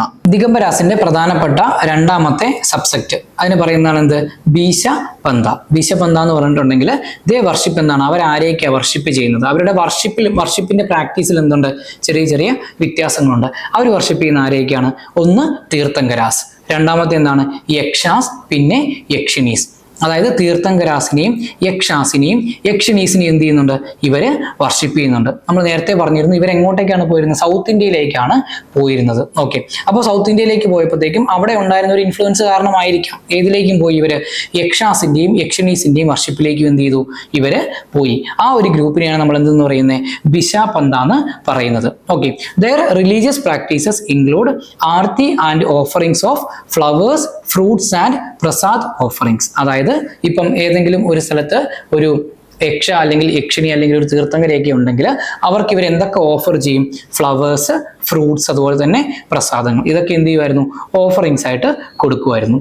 ഓക്കെ, ഇനി ഈ ബിശാപന്താസിന്റെ ധർമ്മഗുരുക്കളായിട്ട് അല്ലെങ്കിൽ ധർമ്മഗുരുസ് ഓഫ് ബിശാപന്തീസ് വിയർ നോൺ ആസ് എന്താണ്, ഭട്ടാരകാസ്. ഭട്ടാരകാസ് ഓർത്ത് വെക്കുക, ഭട്ടാരകാസ്. ഈ ഭട്ടാരകാസ് ആണ് എന്ത്, ഈ പറയപ്പെടുന്ന ഈ ബിശാപന്തി എന്നുള്ള ഈ ഒരു ദിഗംബര സെക്ട്, ഈ ഒരു ജൈനിസ്റ്റിക് ഗ്രൂപ്പ്സിന്റെ ധർമ്മഗുരുസ് ആയിട്ട് അവര് കണ്ടുകൊണ്ടിരുന്നത്. ഓക്കെ, ഇനി they are concentrated in Rajasthan and Gujarat. ഇവർ ഏറ്റവും പ്രധാനമായിട്ടും കാണപ്പെട്ടുകൊണ്ടിരുന്നത് എവിടെയാണ്, രാജസ്ഥാനിലും ഗുജറാത്തിലുമാണ്. മൂന്നാമത്തെ ഫാക്ഷൻ ആണ് ഇത് ദിഗംബർ തേരാപന്ത. അപ്പം ഈ ദിഗംബർ തേരാപന്ത എന്ന് പറഞ്ഞിട്ടുണ്ടെങ്കിൽ ഇവരെന്ത് ചെയ്യും, they worship the idols with Ashtadravya but replace flowers and fruits with dry substitutes. നമ്മൾ നേരത്തെ പറഞ്ഞിരുന്നു നമ്മൾ എന്താണ് ബിശാപന്തീസ് നമ്മൾ എന്ത് ചെയ്യുമെന്നാണ് പറഞ്ഞുകൊണ്ടിരുന്നത്. അതായത് ബിശാപന്തീസ് എന്ത് ചെയ്യുമായിരുന്നു, ഈ ഒരു ഗോഡ്സ് ഉണ്ടെങ്കിൽ അല്ലെങ്കിൽ ഈ ഒരു വർഷിപ്പ് ചെയ്യുന്ന തീർത്ഥങ്കരാസും യക്ഷാസും യക്ഷിണീസും ഉണ്ടെങ്കിൽ അവർക്ക് എന്ത് ഓഫർ ചെയ്യുമായിരുന്നു, ഫ്ലവേഴ്സും ഫ്രൂട്ട്സും പ്രസാദ് ഓഫറിങ്സ് എന്ത് ചെയ്യുമായിരുന്നു, ഓഫർ ചെയ്യുമായിരുന്നു. പക്ഷേ ദിഗംബർ തേരാപന്ത അവരെന്താ ചെയ്യുന്നത് വെച്ചിട്ടുണ്ടെങ്കിൽ ഇവര് അഷ്ടദ്രവ്യ ഓഫർ ചെയ്യും, അതിൻ്റെ കൂടെ തന്നെ ഈ ഫ്ലവേഴ്സും ഫ്രൂട്ട്സിനെയും എന്ത് ചെയ്തു, അതിൻ്റെയൊക്കെ ഡ്രൈ സബ്സ്റ്റിറ്റ്യൂട്ട്സ് കൊണ്ട് എന്ത് ചെയ്തു, റിപ്ലേസ് ചെയ്തു. ഇനി they do not accept Bhattarakas and worship only Tirthankaras. നമ്മൾ നേരത്തെ പറഞ്ഞിരുന്നു ബിശാപന്തീസ് എന്ത് ചെയ്തിരുന്നു, ഭട്ടാരകാസിനെയാണ് അവരുടെ ധർമ്മഗുരുസ് ആയിട്ട് കൺസിഡർ ചെയ്തുകൊണ്ടിരുന്നത്. ഇവർ പക്ഷെ എന്ത് ചെയ്തു, ഈ ഭട്ടാരകാസിനെ അക്സെപ്റ്റ് ചെയ്തില്ല. അവരെന്ത് ചെയ്തു, വർഷിപ്ഡ് ഒൺലി തീർത്ഥങ്കരാസ്. തീർത്ഥങ്കരാസിനെ മാത്രമാണ് എന്ത് ചെയ്തുകൊണ്ടിരുന്നത്, വർഷിപ്പ് ചെയ്തുകൊണ്ടിരുന്നത്. ഓക്കെ, ഇനി നാലാമത്തെ സബ്സെക്ട്, ദിഗംബരാസിന്റെ നാലാമത്തെ സബ്സെക്ട് ആണെന്ത്, താരാപന്ത. താരാപന്ത എന്ന് പറയുന്നത് ദ താരാപന്തീസ് സ്ട്രോങ്ലി റെഫ്യൂട്ട് ഐഡോളാട്രി. അതായത് ഇവരെന്ത് ചെയ്തിരുന്നില്ല, ഈ ഒരു ഐഡോൾ വർഷിപ്പിനെ ഇവര് സപ്പോർട്ട് ചെയ്തിരുന്നില്ല. ഐഡോൾ വർഷിപ്പിൽ അല്ലെങ്കിൽ വിഗ്രഹാരാധനയിൽ ഇവരെന്ത് ചെയ്തിരുന്നില്ല, ഏർപ്പെട്ടിരുന്നില്ല. But they have their own temples where they keep their sacred books for worship. അതായത് ഈ ഒരു ജൈനിസത്തിന്റെ സീക്രട്ട് ബുക്സ് ഉണ്ട്, സീക്രട്ട് ആയിട്ടുള്ള സ്ക്രിപ്റ്റേഴ്സ്, ഇവരുടെ ഹോളി ബുക്സ്. ആ ഒരു ഹോളി ബുക്സ് ആണ് എന്ത് ചെയ്തിരുന്നത്, ഇവർ വർഷിപ്പിന് വേണ്ടിയിട്ട് അവരുടെ ടെമ്പിൾസിൽ കീപ്പ് ചെയ്തുകൊണ്ടിരുന്നത്. ഓക്കെ, ഇനി Tananapanthis gives more importance to spiritual values. ഇവർ ഏറ്റവും കൂടുതൽ ഇമ്പോർട്ടൻസ് കൊടുത്ത് എന്തിനാണ്, സ്പിരിച്വൽ വാല്യൂസിനാണ്. And the study of secret literature. നമ്മൾ നേരത്തെ പറഞ്ഞിരുന്ന എന്താണ്, സീക്രട്ട് ആയിട്ടുള്ള ഹോളി ആയിട്ടുള്ള ബുക്സ്, ഹോളി സ്ക്രിപ്റ്റേഴ്സ്, ഇതിനായിരുന്നു അവർ എന്ത് ചെയ്തിരുന്നത്, ഏറ്റവും കൂടുതൽ ഇമ്പോർട്ടൻസ് കൊടുത്തിരുന്നത്. ഈ ഒരു ഹോളി സ്ക്രിപ്റ്റേഴ്സ് ഒക്കെ പഠിക്കുന്നതിന് വേണ്ടിയിട്ട്, അതുപോലെ തന്നെ അതൊക്കെ അനലൈസ് ചെയ്യുന്നതിന് വേണ്ടിയിട്ടും ഇന്റർപ്രറ്റ് ചെയ്യുന്നതിന് വേണ്ടിയിട്ടും, അതുപോലെ തന്നെ സ്പിരിച്വൽ വാല്യൂസിനുമാണ് എന്ത് ചെയ്തുകൊണ്ടിരുന്നത്, ഈ താരാപന്താസ് അല്ലെങ്കിൽ താരാപന്തീസ് എന്ത് ചെയ്യുന്നത്, ഇമ്പോർട്ടൻസ് കൊടുത്തിരുന്നത്. ഇനി ഈ ജൈനിസം പിന്നീട് ഇങ്ങനെ പ്രൊപ്പഗേറ്റ് ചെയ്യുന്നതിന് വേണ്ടിയിട്ട് അല്ലെങ്കിൽ ജൈനിസത്തിന്റെ സ്പ്രെഡിന് വേണ്ടിയിട്ട്, ജൈനിസത്തിന്റെ ഡീകെ ഒക്കെ ഉണ്ടായ സമയത്ത് അല്ലെങ്കിൽ ഡീകെ ഉണ്ടാവാതിരിക്കുന്നതിന് വേണ്ടിയിട്ടും, അതുപോലെ തന്നെ ഈ ഒരു റിലീജിയൻ ഡിക്ലൈൻ ആവാതിരിക്കുന്നതിന് വേണ്ടിയിട്ടും എന്ത് ചെയ്തിരുന്നു, കുറച്ച് കൗൺസിൽസ് കണ്ടക്ട് ചെയ്തിരുന്നു. അതായത് ജെയിൻ കൗൺസിൽസ് കണ്ടക്ട് ചെയ്തിരുന്നു. ആ ജെയിൻ കൗൺസിൽസിനെ കുറിച്ചിട്ടാണ് നമ്മൾ അടുത്തതായിട്ട് ഡിസ്കസ് ചെയ്യാൻ പോകുന്നത്. ഫസ്റ്റ് ജെയിൻ കൗൺസിൽ നടന്നത് 300 BC ലൊക്കേഷൻ എന്ന് പറയുന്നത് എവിടെയായിരുന്നു, പാടലിപുത്ര. പാടലിപുത്രത്തിൽ വെച്ചാണ് ഫസ്റ്റ് ജെയിൻ കൗൺസിൽ നടക്കുന്നത് 300 BC. ഈ ഒരു ഫസ്റ്റ് ജെയിൻ കൗൺസിലിന്റെ ചെയർമാൻ എന്ന് പറയുന്ന ആരായിരുന്നു, സ്ഥൂലഭദ്ര. നമ്മൾ നേരത്തെ പറഞ്ഞിരുന്നു ശ്വേതംബരാസിന്റെ ഏറ്റവും പ്രധാനപ്പെട്ട സെയിന്റ് അല്ലെങ്കിൽ ഏറ്റവും പ്രധാനപ്പെട്ട ലീഡർ ആയിരുന്ന സ്ഥൂലഭദ്രയാണ് ഫസ്റ്റ് ജെയിൻ കൗൺസിലിന്റെ ചെയർമാൻ എന്ന് പറയപ്പെടുന്നത്. ഇതിന്റെ റോയൽ പാട്രോൺ ആരായിരുന്നു, അതായത് റോയൽ പാട്രോൺ എന്ന് പറഞ്ഞിട്ടുണ്ടെങ്കിൽ ഈ ഒരു ജെയിൻ കൗൺസിലിനെ സ്പോൺസർ ചെയ്ത അല്ലെങ്കിൽ ഇതിനെ സപ്പോർട്ട് ചെയ്ത ആ ഒരു സമയത്തെ ഭരണാധികാരിയായിരുന്നു ആര്, ചന്ദ്രഗുപ്ത മൗര്യ. ഈ ഒരു ഫസ്റ്റ് ജെയിൻ കൗൺസിലാണ് എന്ത് ചെയ്യുന്നത്, ഈ ബുദ്ധിസ്റ്റ് ഫിലോസഫി എന്ത് ചെയ്യുന്നത്, അതായത് വർദ്ധമാന മഹാവീരിയുടെ ടീച്ചിങ്സിനെ 14 പൂർവാസ് ആയിട്ടും 12 അങ്കാസ് ആയിട്ടും കമ്പൈൽ ചെയ്യാൻ തുടങ്ങിയത്. ഈ ഫസ്റ്റ് ജെയിൻ കൗൺസിലാണ്. 300 BC പാടലീപുത്രത്തിൽ വെച്ചാണ് നടന്നത്. ചെയർമാൻ ആരായിരുന്നു? സ്ഥൂലഭദ്ര. ഇതിനെ സപ്പോർട്ട് ചെയ്ത അല്ലെങ്കിൽ റോയൽ പാട്രോൺ ആരായിരുന്നു? ചന്ദ്രഗുപ്ത മൗര്യ. ഇനി രണ്ടാമത്തെ ജെയിൻ കൗൺസിൽ നടന്നത് AD 512 അതായത് BC 300 ആദ്യത്തെ ജെയിൻ കൗൺസിൽ നടക്കുന്നു. അതിനും പല നൂറ്റാണ്ടുകൾക്ക് ശേഷമാണ് പിന്നീട് എന്ത് സംഭവിക്കുന്നത്? സെക്കൻഡ് ജെയിൻ കൗൺസിൽ സംഭവിക്കുന്നത്. സെക്കൻഡ് ജെയിൻ കൗൺസിൽ നടക്കുന്നത് 512 AD വല്ലഭിയിൽ വെച്ചിട്ടാണ് നടക്കുന്നത്. വല്ലഭി എന്ന് പറഞ്ഞ സ്ഥലത്ത് വെച്ചിട്ടാണ്. അതിന്റെ ചെയർമാൻ എന്ന് പറയുന്നത് ദേവൃതിഖനി ക്ഷമ ശ്രമണ. ഇതിന്റെ റോയൽ പാട്രൺ ആരാന്നുള്ളത് അധികം വ്യക്തമല്ല, ഇതുവരെ ആരാണെന്ന് മനസ്സിലായിട്ടില്ല. ഇതിലാണ് എന്ത് ചെയ്യുന്നത്? ഈ ഒരു നമ്മൾ നേരത്തെ പറഞ്ഞില്ലായിരുന്നു 14 പൂർവാസും 12 അങ്കാസും കമ്പയർ ചെയ്യാൻ തുടങ്ങിയത് എവിടെ വെച്ചിട്ടായിരുന്നു? ഫസ്റ്റ് ജെയിൻ കൗൺസിൽ വെച്ചിട്ടായിരുന്നു. 512 സെക്കൻഡ് ജെയിൻ കൗൺസിലാണ് എന്താ? Final compilation of 12 Angas and 12 Upangas. അതായത് ജെയിൻ ലിറ്ററേച്ചറിലെ അല്ലെങ്കിൽ ജെയിൻ സ്ക്രിപ്റ്റേഴ്സിലെ ഏറ്റവും പ്രാധാന്യം അർഹിക്കുന്ന 12 അങ്കാസും അതുപോലെ തന്നെ 12 ഉപാങ്കാസും കമ്പൈൽ ചെയ്തത് ഈ സെക്കൻഡ് ജെയിൻ കൗൺസിലായിരുന്നു. അതായത് final compilation of 12 Angas and 12 Upangas of Jain religion. അത് ഏത് ജെയിൻ കൗൺസിലിൽ വെച്ചിട്ടായിരുന്നു? സെക്കൻഡ് ജെയിൻ കൗൺസിലിൽ വെച്ചിട്ടായിരുന്നു.